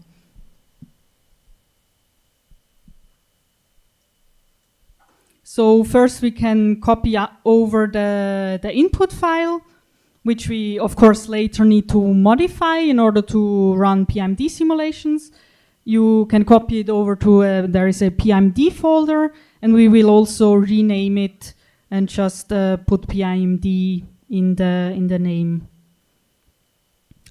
And secondly, we also copy over a restart file, which of course we could use the same initial positions and velocities, but probably the state of the system at the end of the classical simulation is a better starting point for PIMD.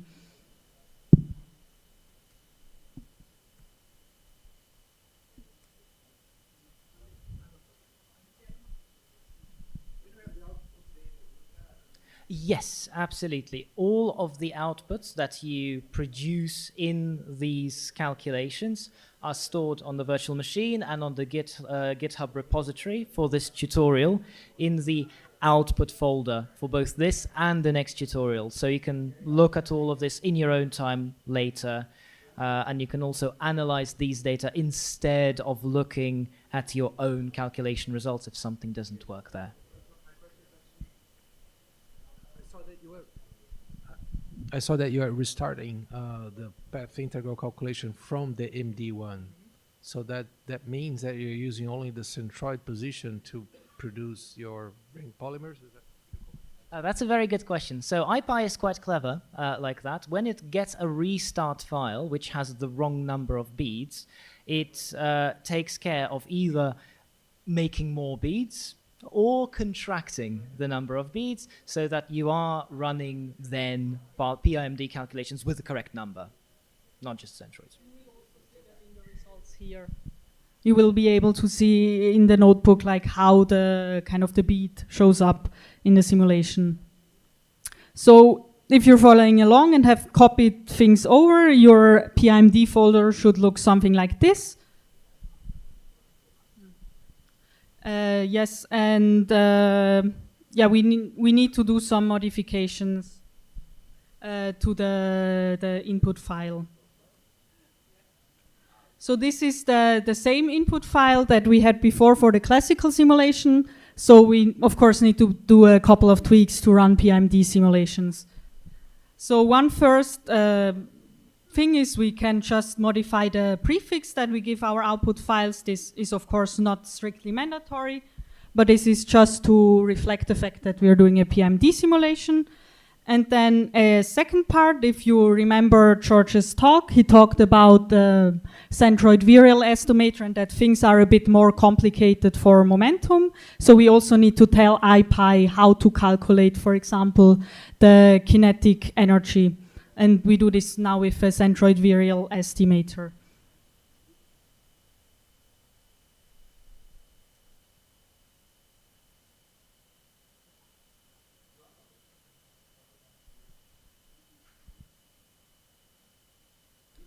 Yeah, and similarly for the pressure, we also need to tell IPI to calculate it with a centroid virial estimator.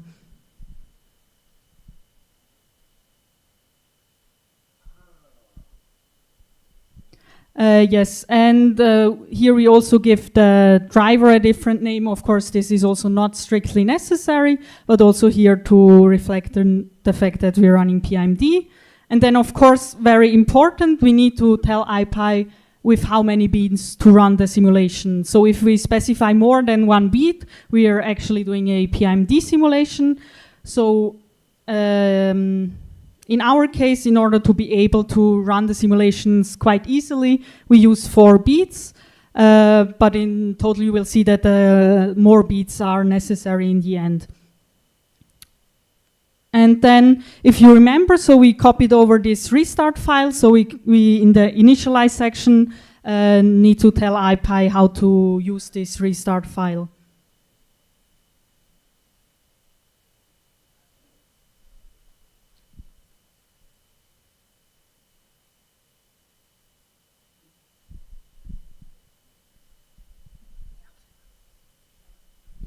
Yes, so we tell IPy it's a checkpoint file, and we give the name of the file that we just copied over. And this should be all the modifications we need to do. So first we changed the prefix of the output files. Then we added a kinetic centroid virial estimator for the kinetic energy and also for the pressure. We changed the address here of the driver. We specified 4 beats. And also we restart the cell positions from a classical file.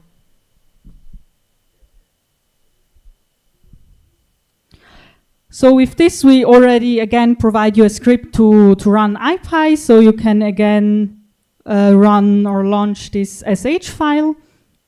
And this should again start the calculation. So we can again look at the log. And we see here IPy has started the simulation. And we can also,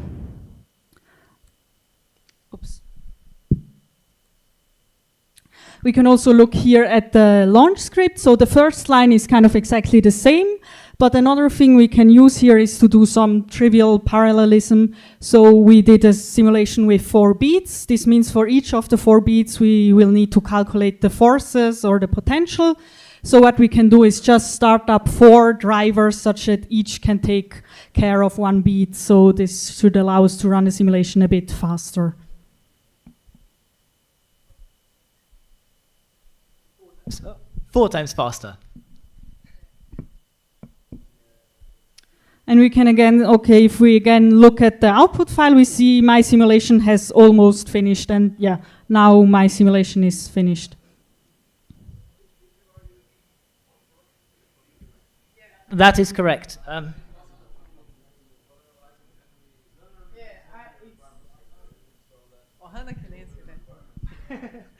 So, yeah, so I take it, but so IPy is very clever again on that front. So IPy just says, okay, I have 4, 32, or 128 things like forces and energies that I need to collect in order to move on. Yeah, and then if it has 1 client, it will give the task of calculating these 128 or 4 or whatever many energies and forces and stresses to that 1 client. If it has 2, it will give 64 to each. If it has 4, it will give, yeah. So it automatically manages with the clients it has, how many forces, like how many tasks each one gets. And if you have as many clients as tasks, then it will just distribute automatically 1 for each, and you will do everything as if you are doing all at the same time, okay? It's also like, it's really a server. So if some clients die or, cease to exist, nothing happens to IPy. It just waits until it has a new client and continues the simulation, okay? And also another thing that maybe if people are used to using ASE, for example, for doing some types of dynamics and so on, because of the socket interface, the client, as it calculates each force, energy, stress iteration, the client also never dies, right? So everything that you pay for initialization and so on, you pay only once. And I mean, even if you're, now we really use, machine learning potentials that also have initialization, but they don't have wave functions and things like that you can propagate. But like, in electronic structure codes, you also then take advantage of wave function propagation and everything in each client automatically, because you just have this communication all the time. And actually ASC has ported over this communication protocol from IPI, and you can also use it in ASC. So.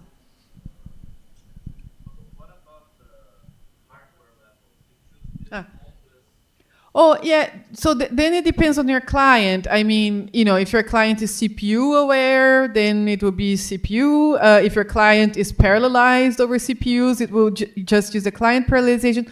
IPI itself is not, I mean, it uses threading of Python. So, you know, in order to calculate all of these things at the same time, it, you know, makes use of threading. But it's not parallelized. It's not like MPI parallelized or anything, and we don't need so far, because the cost of the operations that go into IPI is like it's very very low. No, it just receives the energy, forces, and stresses that any code has. Exactly. So you always need an input for your client needs its own input, as you always have had. Yeah, and it can be a GPU client, a CPU client. Exactly. One thing that Paulo has very kindly brought to my attention is that, as nicely as we did set up the virtual machines, we forgot to mention that if you're running on your own machine, it would be jolly nice to install IPI from GitHub, so you have the actual drivers to run the simulations. So, if you're not so far, as they say in Hamburg, wenn Sie nicht so weit sind, then could you please go to this address here, github.com/IPI/IPI, two IPIs for emphasis.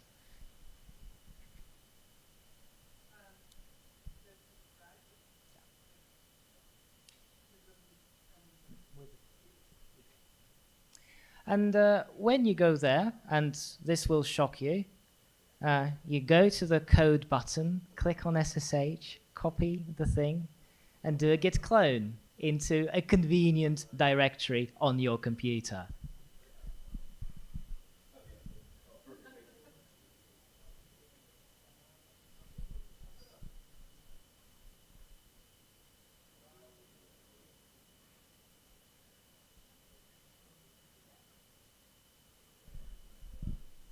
I'm not going to execute this because I already have it installed. But can I have a show of hands, please, who is now trying to do this? Okay. Tell me once you've finished cloning. Okay. You're done cloning. Excellent. Now, could you please change to the IPI directory? And what we want to do is we want to go to the drivers folder. In the drivers folder, change to F90 and type make. It will do some things for you. And give me a thumbs up once you're finished with that. Or a thumbs down if you need extra assistance.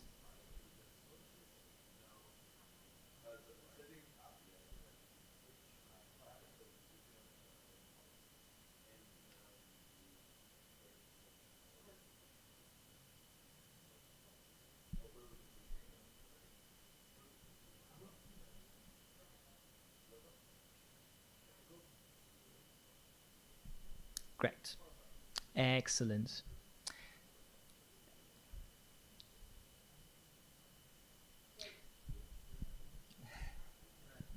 I should mention, this is an annoying issue that we have had before.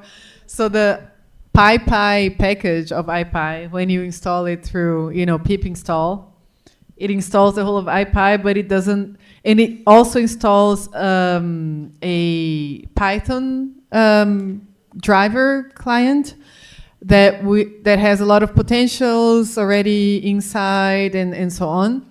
It doesn't automatically install the Fortran client because with PyPy that's difficult. And so you only get that if you just clone from the repository and do this.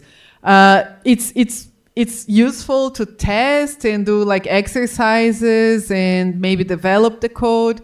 It's not something you need for IPy, you know, like, so that's why we didn't put a lot of effort on that, but like it's very useful for just you to like have fun with IPy or do exercises here today. But yeah, the Python client is the one we use more, you know, yeah, in more things today, nowadays. So yeah, so that's why there's this little step, but it's not really needed for IPy. It's just.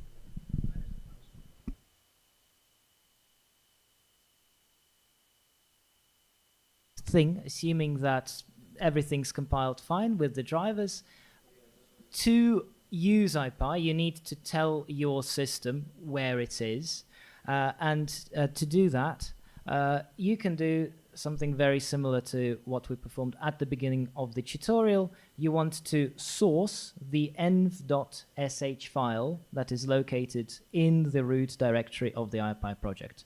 When you do that, it will print a little information message about setting up IPy paths. And once you've done it, you should be ready to go. Thank you.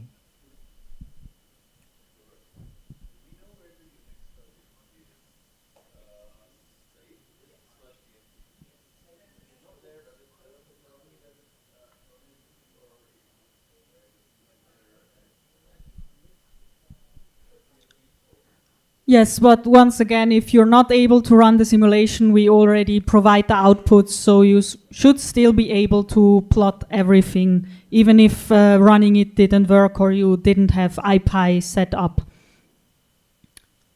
So we did already all of this. One note that to always keep in mind is that the amount of beats you use for a PIMD simulation, that's a parameter that you need to converge. In our case, we just used 4 beats, but you don't have a way of knowing if this is enough. So it depends on, for example, the temperature, the particle mass, the specific potential energy surface, or also the property you're looking at. There is kind of one rule of thumb that you can use for the highest harmonic frequency, omega here, which looks like this. So meaning at higher frequencies, you need more beats, or also at higher inverse temperature, so lower actual temperatures, you also need more beats. But what you usually do is you run simulations with increasing numbers of beats. So in our case here, we already provide you results with 8, 16, and 32 beats. And then you should be able to see at what point the calculation has converged with the amount of beats. So we can look at the outputs. So again, if you weren't able to run PIMD simulation, just specify output here, and it will read out everything from the output folder. And then we can again look at volume and pressure. A second, please. If you are running the IPy simulation, there's this sleep command, so the IPy can find the client, right? And just increase it from 1 to 5 because it can happen that it doesn't find it in this 1 second that you provide, and then your simulation will fail. Yeah. Very good. Okay, now go back to the IPy directory. So what we look at here is volume and pressure for the classical simulation we did at the beginning. For the PIMD simulation, we just did with 4 beats and then with increasing number of beats. And you can see here the volume differs a lot between classical and PIMD. And at around probably 8 beats, the volume seems to be converged. And of course, the pressure always fluctuates around the same value we specify. And lastly, one thing also to look if things are converged is to look at the internal energy.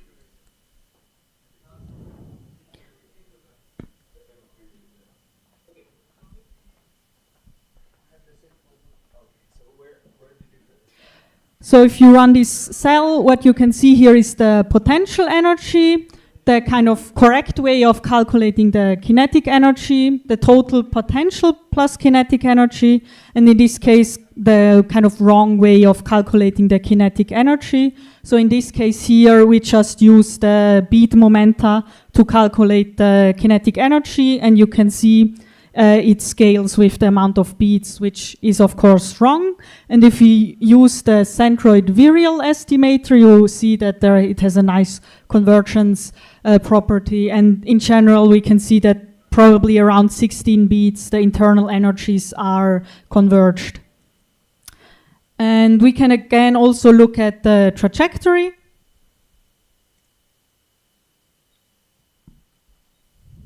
So if you run this, we have kind of the same plot before. You can see we started our simulation from the classical one. This is this case here. And if you click here on the next thing, what you can see is actually that the beads show up. So here you have 4 beads, so IPy actually places the ring polymer there, and the ring polymer, as the simulation goes on, spreads apart. And also another thing you can see is that the volume compared to the classical one increases a lot.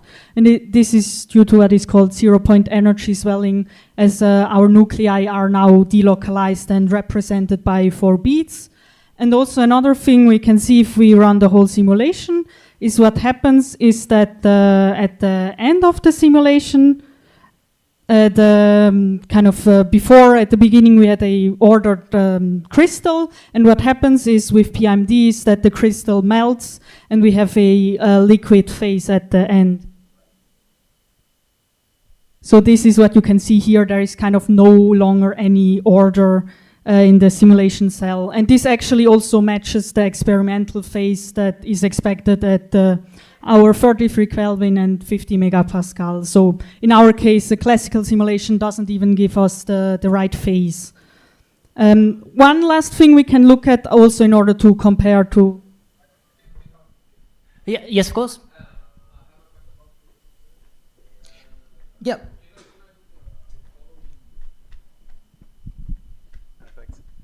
I don't know if I lose something, but can I do the following stuff?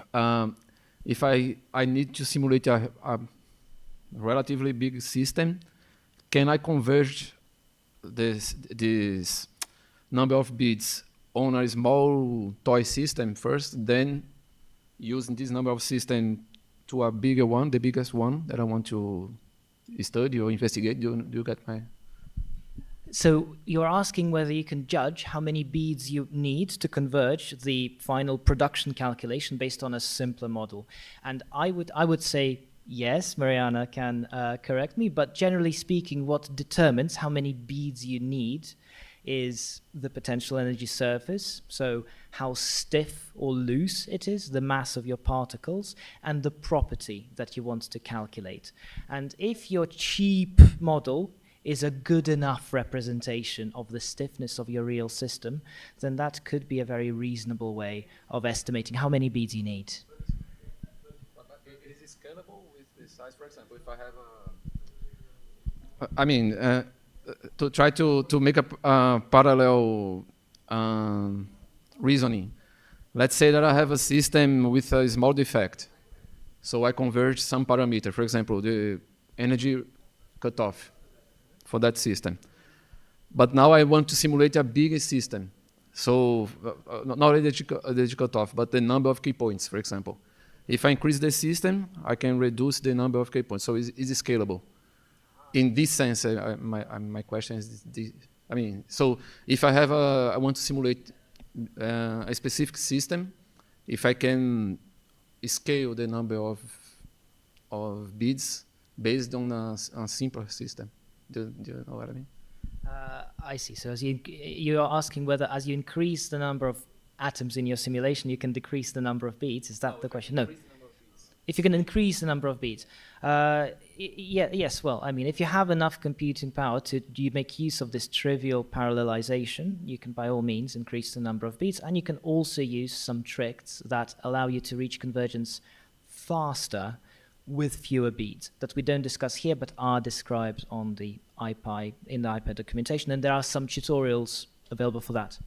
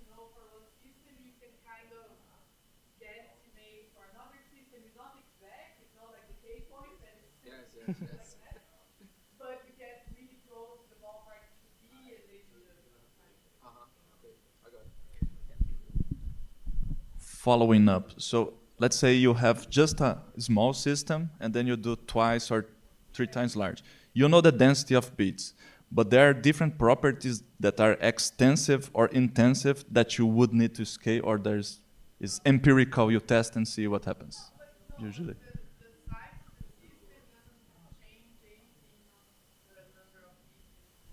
So let's say you do 2,000 atoms or 4,000 atoms, nothing, no. Okay, so there's not any extensive property that you need to increase. Okay, cool.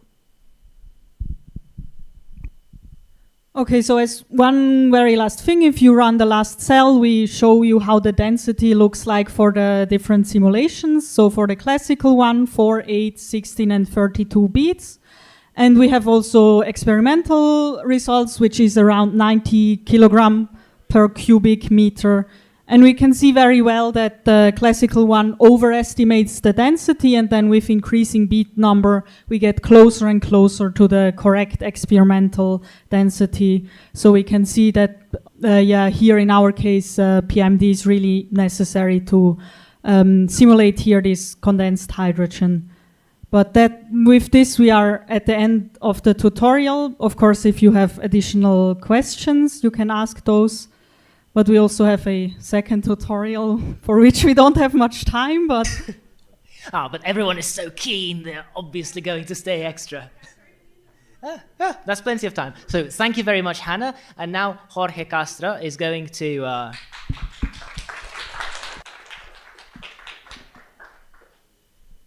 is going to tell us how to calculate free energies, quantum free energies, using path integral molecular dynamics. There are many approaches that you can explore for calculating free energies, some of which we heard at the end of today's session at the Maximum CNPEM meeting.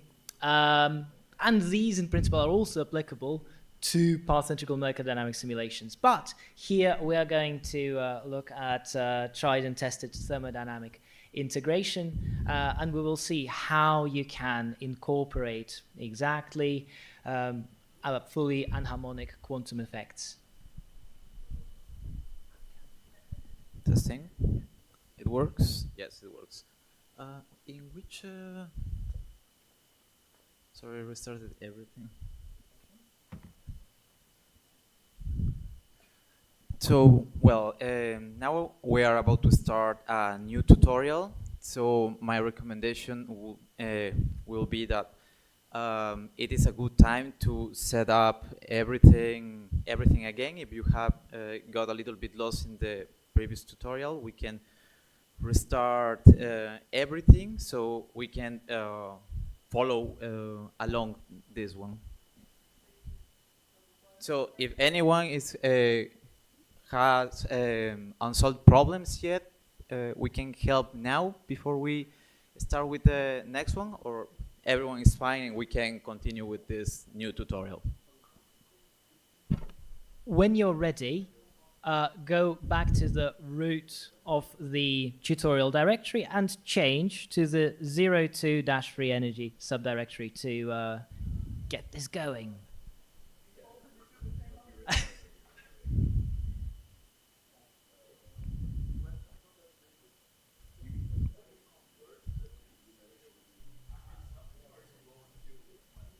That's actually very fun. And there are some examples of when you use different kinds of extrapolation schemes, like Richardson extrapolations for converging certain properties. This is more common actually with, we're not discussing this here, but another kind of path integral calculation, instanton calculations. So this is a possibility, but equally you could, like, there are scaling laws for the errors in different quantities. They will be different for different quantities. I think energy is quadratic, for example, in the number of beats, and you can use that.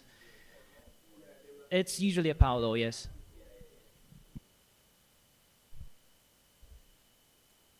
So let's try to time me.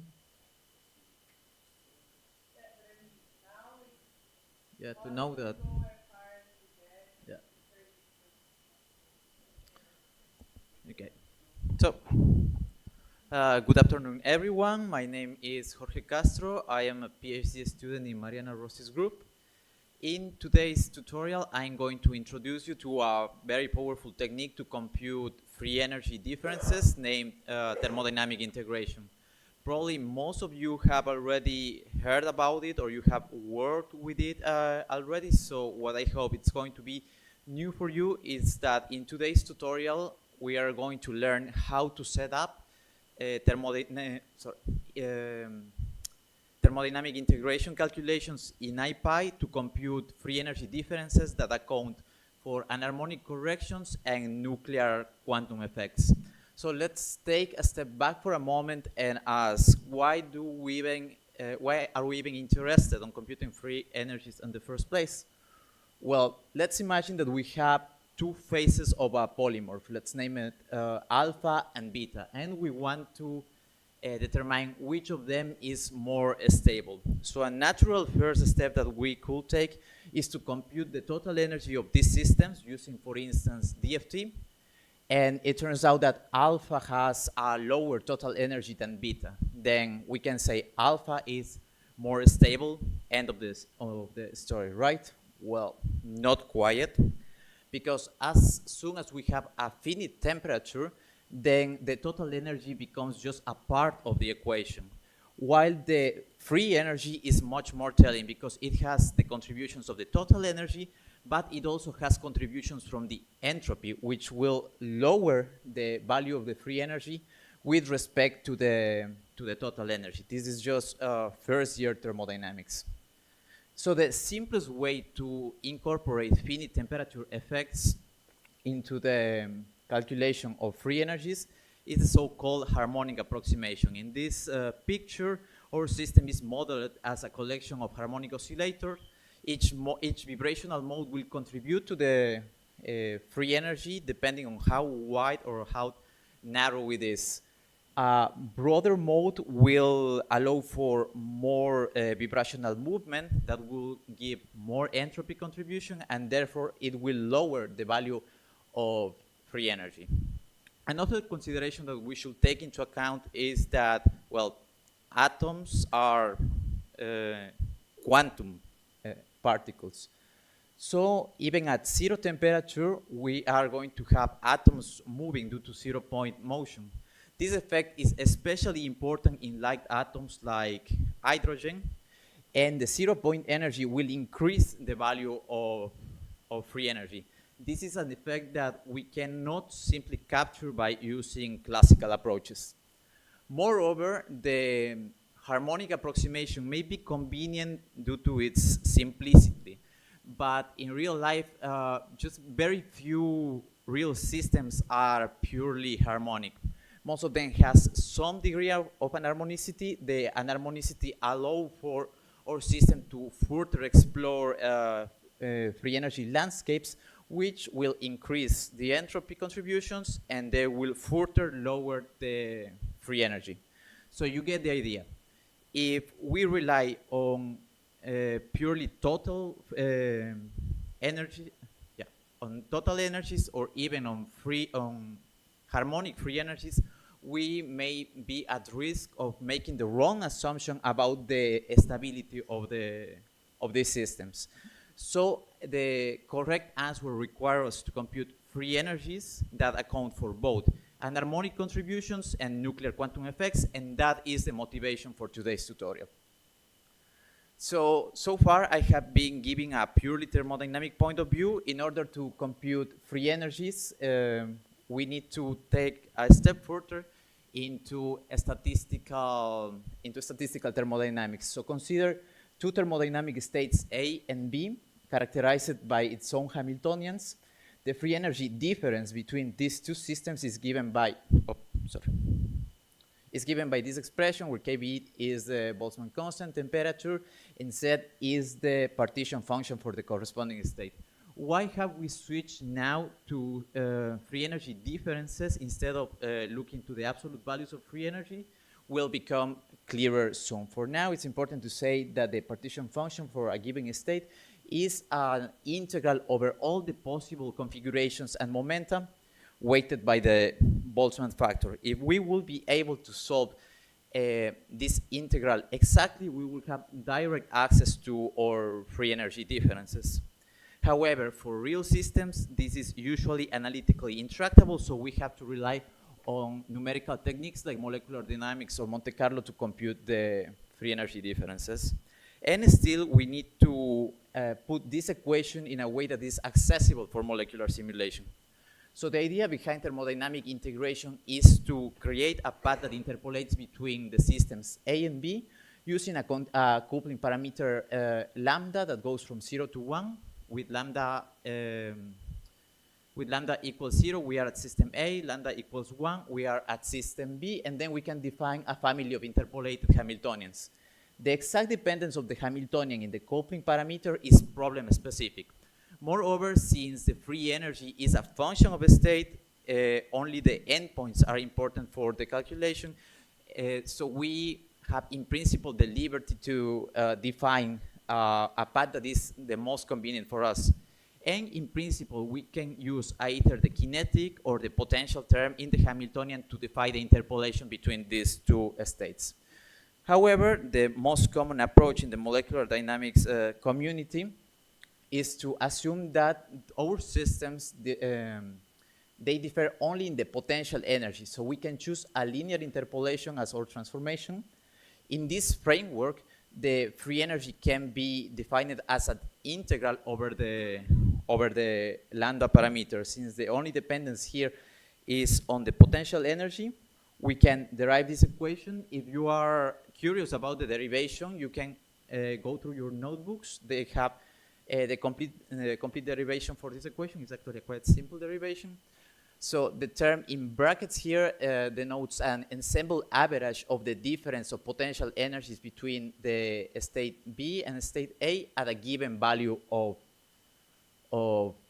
lambda. What is important here is that since we have managed to express our free energy differences in terms of an ensemble average, then we can use numerical techniques like MD or Monte Carlo to compute the free energy difference. So in practice, what we do is the following. We discretize the lambda interval into a set of given points from 0 to 1. They can be evenly spaced or not. That's going to depend totally up to you and on the complexity of the system that you are studying. Then at each lambda point of the quadrature, we are going to run an MD or a Monte Carlo simulation to estimate the ensemble average. And then we are going to integrate these ensemble averages over the lambda parameter using any numerical integration techniques that you like. For example, the trapezoid rule. So in today's tutorial, we're going to take advantage of this liberty of choosing the path, the thermodynamic path, to introduce two roads to compute anharmonic corrections, anharmonic and quantum corrections to the free energy. So we start with a structure at equilibrium, an optimized structure that is energy at equilibrium, and our goal is to reach the true quantum anharmonic free energy. Now, bearing in mind that thermodynamic integration doesn't compute absolute values of free energy, it computes free energy differences. So if we want to reach absolute values, we need to add that free energy difference to our reference value. And the reference value that is preferred by theoreticians, because we can compute it analytically, is the harmonic approximation. In the first road, we are going to use the classical harmonic free energy as the difference. On top of that, we are going to add a classical anharmonic correction computed using classical thermodynamic integration. So at each lambda point, we are going to run a molecular dynamics simulation. And finally, on top of that, we are going to add the quantum correction by interpolating from a fictitious system with an infinite mass to a system that has the physical mass of our system. So remember that I told you that we have the liberty to choose the path to interpolate between two systems. This path in particular, for obvious reasons, is named mass thermodynamic integration, and I will tell you more about it later on when we will set up these calculations. The other path is, it uses as the reference.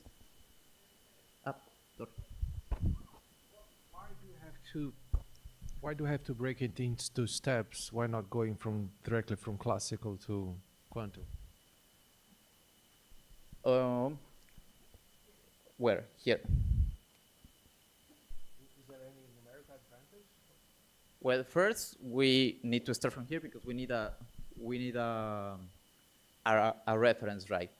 So what we can do in the other path is that, well, we start with a quantum reference, and from here we do path integral molecular dynamics thermodynamic integration, and we arrive to this one. The reason why we break it here is because it may be simpler for some systems to first converge the anharmonic contributions in a classical setup, and then add the quantum contributions. But that is going to be very problem dependent, I would say.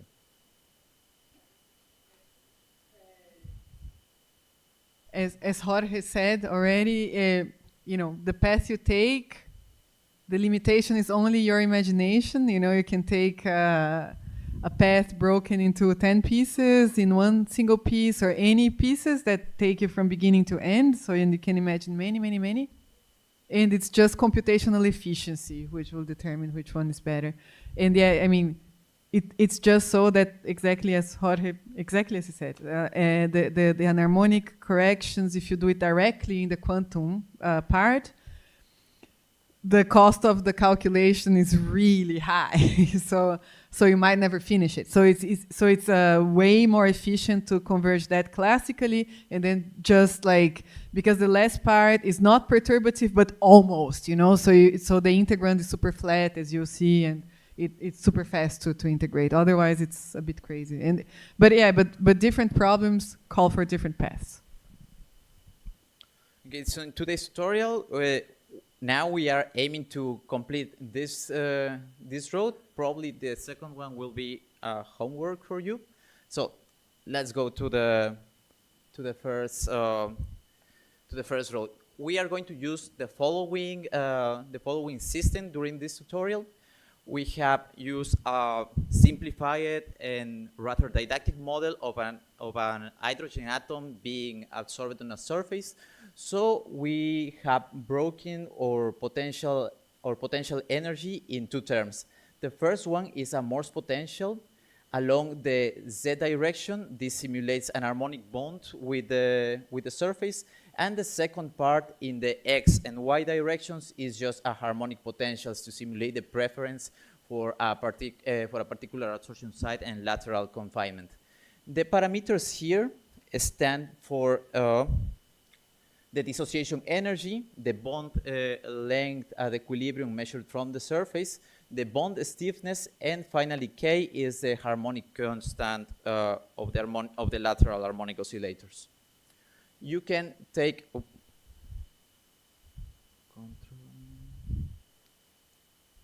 okay.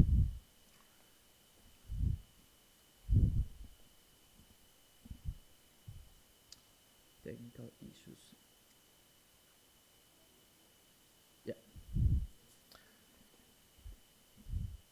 Okay, so we can take a look at our potential. This is a didactic cell. You can, in principle, play with these parameters here, but these are the parameters that we are going to use during this tutorial. So if you run the cell, it will plot the potential, this potential energy surface in the XY plane, and this Morse potential, that is where we are going to be playing around along the Z direction. Some of you may have noticed that this doesn't exactly look like a Morse potential, and you're right, it doesn't have the dissociative tail.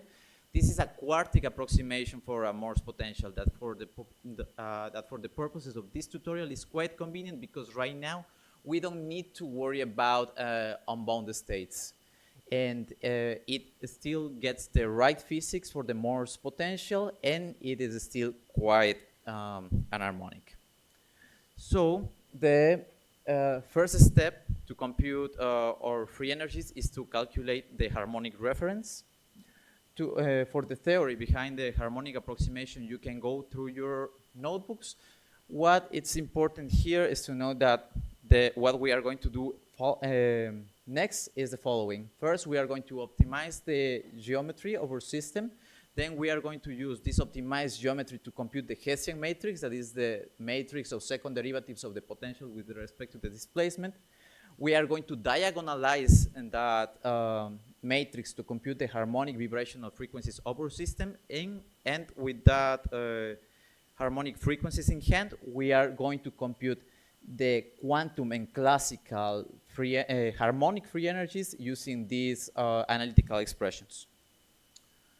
So with that in mind, let's start with the hands-on part of the tutorial. Please enter to the geometry optimization directory, and let's take a look at the input file. Most of the tags that you are going to find in your input file were already discussed during Hannah's tutorial, so we are going to just check at the difference. Here in the motion tag, we are just telling IPy which optimizing algorithm we are going to use. In this particular case, we are going to use FBGS. If you want to know more about this optimizer, there's a link in your notebooks, all together with a link to the IPy manual for more options on optimizing algorithms. So now we can close this input.xml file, and we are going to run the geometry optimization. So you just need to run this command here. It should be a rather quick process. It should take like 10 seconds, and what is going to happen in here, because this is just a wrapper, is that we are going to call the IPy in the background, and then we are going to call a driver with our Morse potential with these parameters here. Yeah, a question? No. With these parameters here standing for the dissociation energy, the stiffness of the bond, the equilibrium bond length, and the harmonic constant in atomic units. So by now that simulation should be ready, so we can proceed to visualize the convergence of the geometry optimization. So this cell will will load the output files of the geometry optimization, and your plots should look exactly like this. If not, you can switch the path to outputs to load the data that has been already pre-computed for you for the purposes of this tutorial. So here you can see the potential energy at each optimization step. It goes down as expected in a geometry optimization. What is important here is this plot over here. This is the force modulus, and that is what actually IPy cares about to define the geometry optimization. So you can see that after 15 steps, we have gone below our force threshold.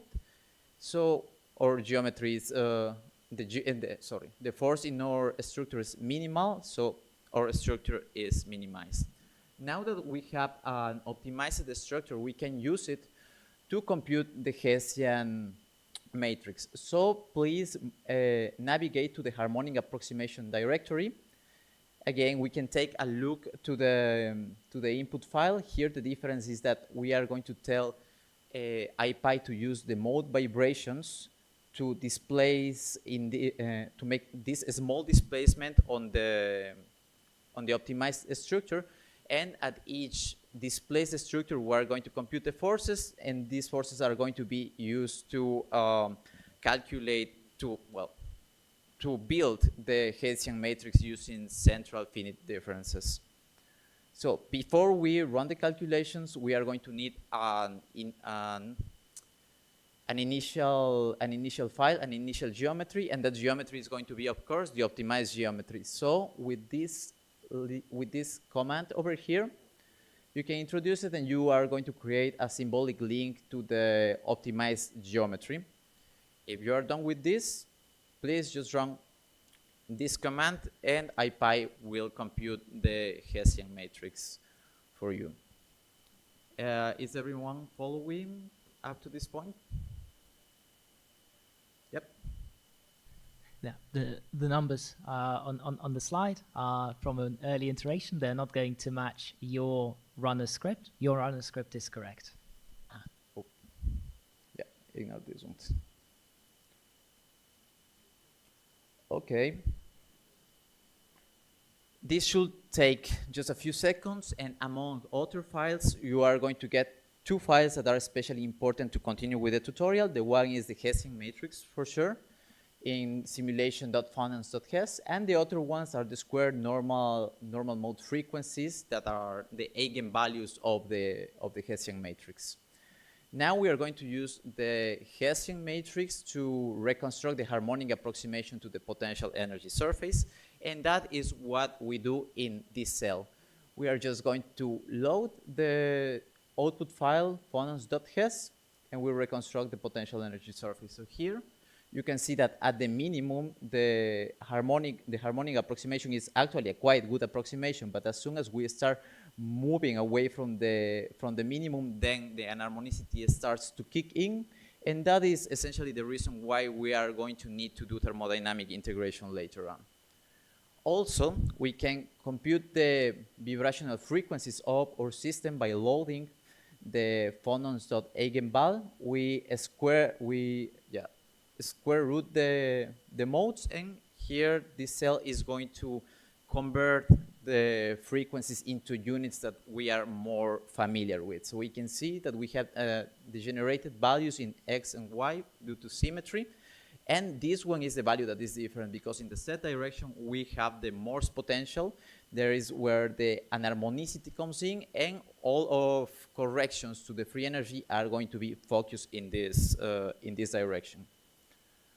With those frequencies in hand, we can plug them into these Python functions that are essentially the same analytical functions that I showed you before.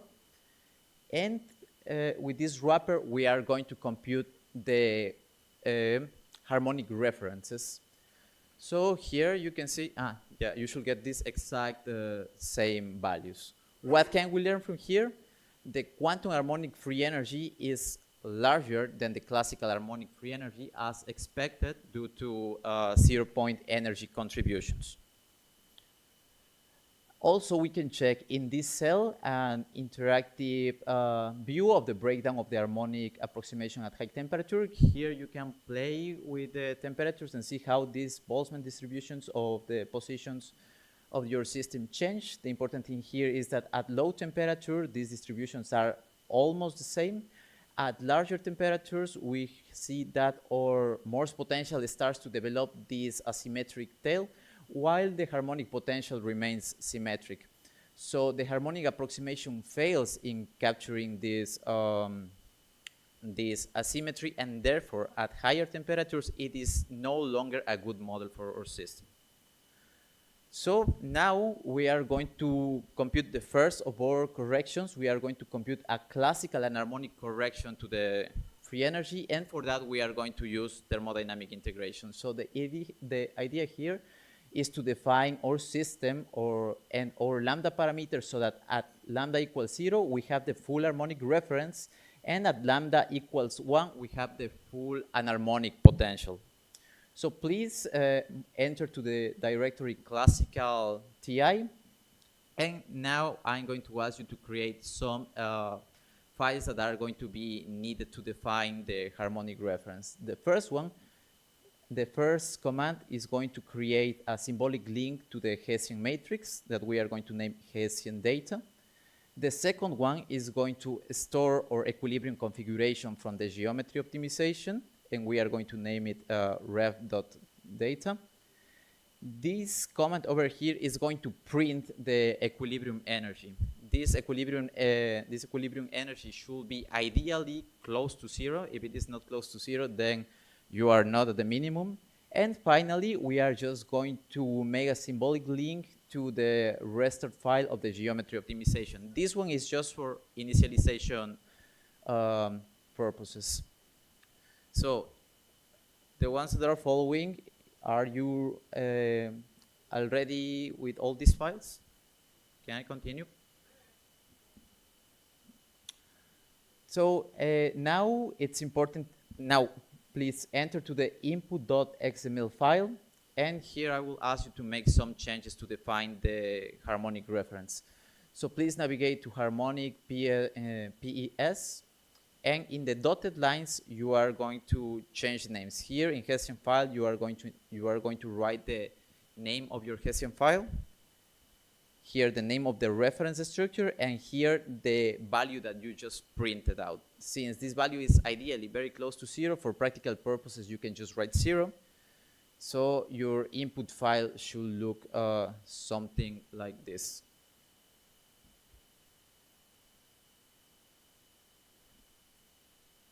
Also, since we are already here, we can also take a look on how to define the anharmonic part of the potential. You don't need to change anything here. Just it's important to notice that here we have an identifier for IPy to look for the driver. You don't need to change this. Our wrapper is going to do it for you. It's just important to know that every instance of IPy will need to have a different address. Otherwise, you are going to have some issues that you already had during the first tutorial. With that in mind, please execute prepare directories.sh. This will create a set of directories based on these values of lambda. This script will also copy all the input files into each of these lambda directories, and more importantly, for each input.xml, it will specify the linear combination of harmonic and anharmonic forces in this section over here. So now we are ready to run thermodynamic integration simulations, and we are going to run all of them simultaneously. So please just run in your terminal this command, and you can leave it running. It will not be as fast as the previous ones. It will take a couple of minutes.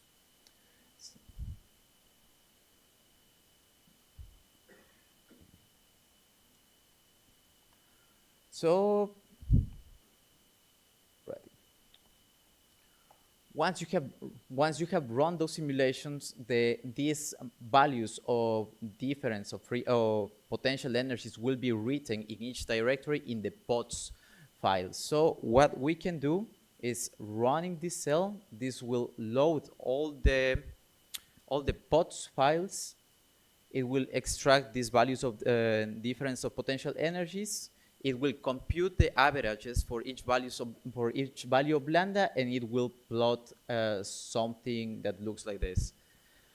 whenever you plot the results of your simulations, you will have something that looks like this, but the errors are going to be slightly larger because those simulations are actually shorter than the ones that we have here. So you can change the path to outputs, and then you will get the data, this exact data for this plot. So now we have the integrand. We just need to integrate it. And that's what we do in this cell. So we use the trapezoid rule to integrate the previous curve, and that is going to give us the anharmonic correction to the free energy. That, as expected, is a negative contribution since we are actually lowering the value of free energy due to entropy contributions. So now we can continue to the, yep, continue. Again, we can continue to the, okay, so we can actually finish the master dynamic integration. We are going to go to the master dynamic integration now to give the quantum contribution to the free energy. So the master dynamic integration allows to interpolate smoothly between a classical system with an infinite mass to the quantum system with a true mass. And we do that by introducing a mass scaling parameter G, where MO is the physical mass of our system, and this parameter mu is a fictitious mass that is used in each quadrature point. G goes from 0 to 1, so it is equivalent to use the lambda parameter in the previous scheme. So when G is equals to 1, then mu is the physical mass of our system, and when G is equals to 0, then mu is infinite. And the free energy difference between the classical system at the limit when G goes to 0 and the quantum system when G is equals to 1 is given by this expression, where the first term here refers to the quantum kinetic energy calculated using the centroid virial estimator that George explained at the beginning of this tutorial, using a mass scaled by G. And this term over here is just the classical value of kinetic energy that we know has a closed form for a system with F degrees of freedom. So to illustrate the idea behind the master dynamic integration, we can analyze the analytical values for the free energy for a harmonic oscillator. The line over here is the free energy for the quantum harmonic oscillator, and the line here is for the classical harmonic oscillator. So the idea is the following. When we have a finite mass, the partition functions or the quantum partition function and the classical partition function are actually quite different, and they are going to yield very different values of free energy. Here, the quantum free energy, as I said before, is going to be larger than the classical one. But something very interesting happens as we go to G0. That is, when we go to the limit of an infinite mass. And what happens is that the partition function of a quantum system with an infinite mass matches with the expression of the partition function for a classical system also with an infinite mass. So in this limit, we are going to obtain an expression for the free energy, for the quantum free energy, that matches that converges to the expression of the free energy for the classical system.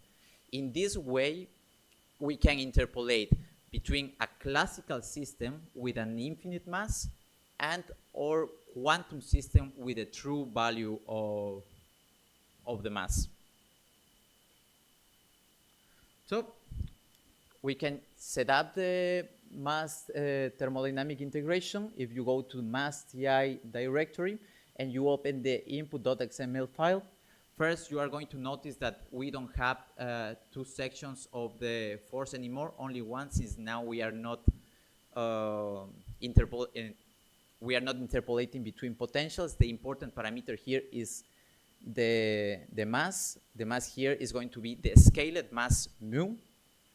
And also notice that a different mass also changes the time scale of our simulations. So the time step of the simulation should also be scaled by 1 over the value of g. So starting with a value of 1 femtosecond for the unscaled mass, we have to divide for each value of g and scale also the time step. Since we are using a thermostat, we should also scale the tau value of the time step value of the thermostat. And finally, we also need to scale. We need to change the number of bits according to g, since in the quantum limit we are going to need more bits than in the classical limit. So in your directories, we have determined an ideal number of bits for each value of lambda, or well, for each value of g. And that is what is going to be set up in your input.xml file if you run this command over here. So we are definitely not going to be able to run these simulations today, and it was not the plan either. The plan is that you can load the data that has been prepared for you, and we are going to compute this term. This is Jorge, what we extract. 1 second, please. We have a question from Alessandro. So how can you determine a priori what is the scaling of the number of beads? Can you do that as well, or you just decrease or increase by just ad hoc numbers? Can estimate the number of bits required for your quantum system using this rule of thumb based on the maximum frequency of your system, and from that you can go backwards and reduce the number of bits. Yeah, because the force constants in you're not changing the potential, you're only changing the masses, the frequency scale accordingly. So okay, so once we compute these terms, this term we extracted from the simulations. This term we can know it beforehand because we can compute it analytically, and that's what we do here. By running your simulations, you should be able to reproduce this exact plot, and this is the data in outputs. So we have this integrand, we integrated using the trapezoid rule, and that's how we compute the quantum correction to the free energy. So we can try to make sense out of these numbers in this by running this cell. It will load your previously computed values, and it will display it in a nice plot. So as you can see, the anharmonic contributions, they will lower the initial value of the free energy, while the quantum contribution will increase it. What we have here as dashed lines are the exact values calculated analytically for this system. They match with our results within an error, so these results are reassuring. And so, well, we have also prepared the PIMD TI part, but I think that we don't have time for that, so we can close here.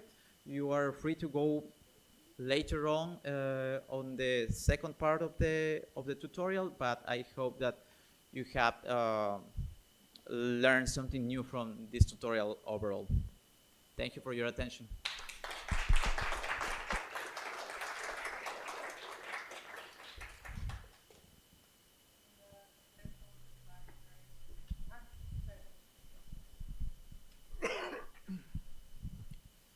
Can you do this correction for a transition state? What would be the changes that you would need to do? If you want, Jorge, I can do that because for all of the transition state rate calculations. And yes, you can also do this correction to transition state free energies. And the freedom, there's a lot of freedom in choosing the thermodynamic integration path, of course, but one thing that you could in principle do when you're calculating, say, classical free, that's one option, maybe not the best. You calculate the classical free energy difference using the usual approach, constraining your reaction coordinates along the set, and then you could do a mass Ti for the start point, mass Ti to the end point, and then you get the quantum corrections on either end for the whirl and for your transition state, and then that's one way you could incorporate zero-point energy spectrum to there.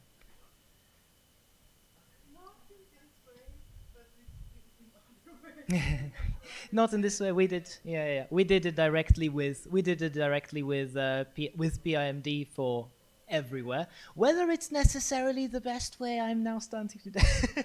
I don't know. Yeah, that's a good idea.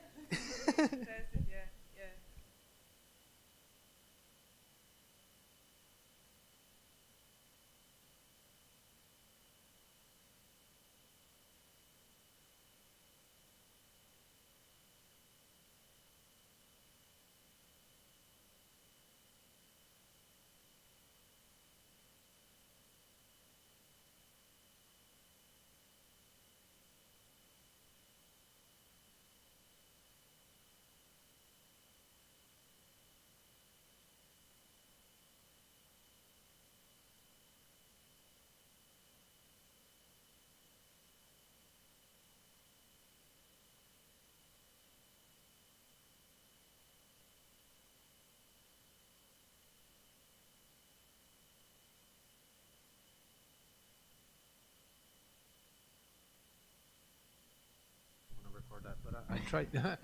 I try installing the virtual machine on Windows, and yeah, but it didn't work. I mean, it's complaining that it's corrupt. I don't know if it's a version of VirtualBox or. Yeah, I mean, I think in the long run, when you have a little bit more time, I think it makes sense to just install the packages in your actual thing. Yeah.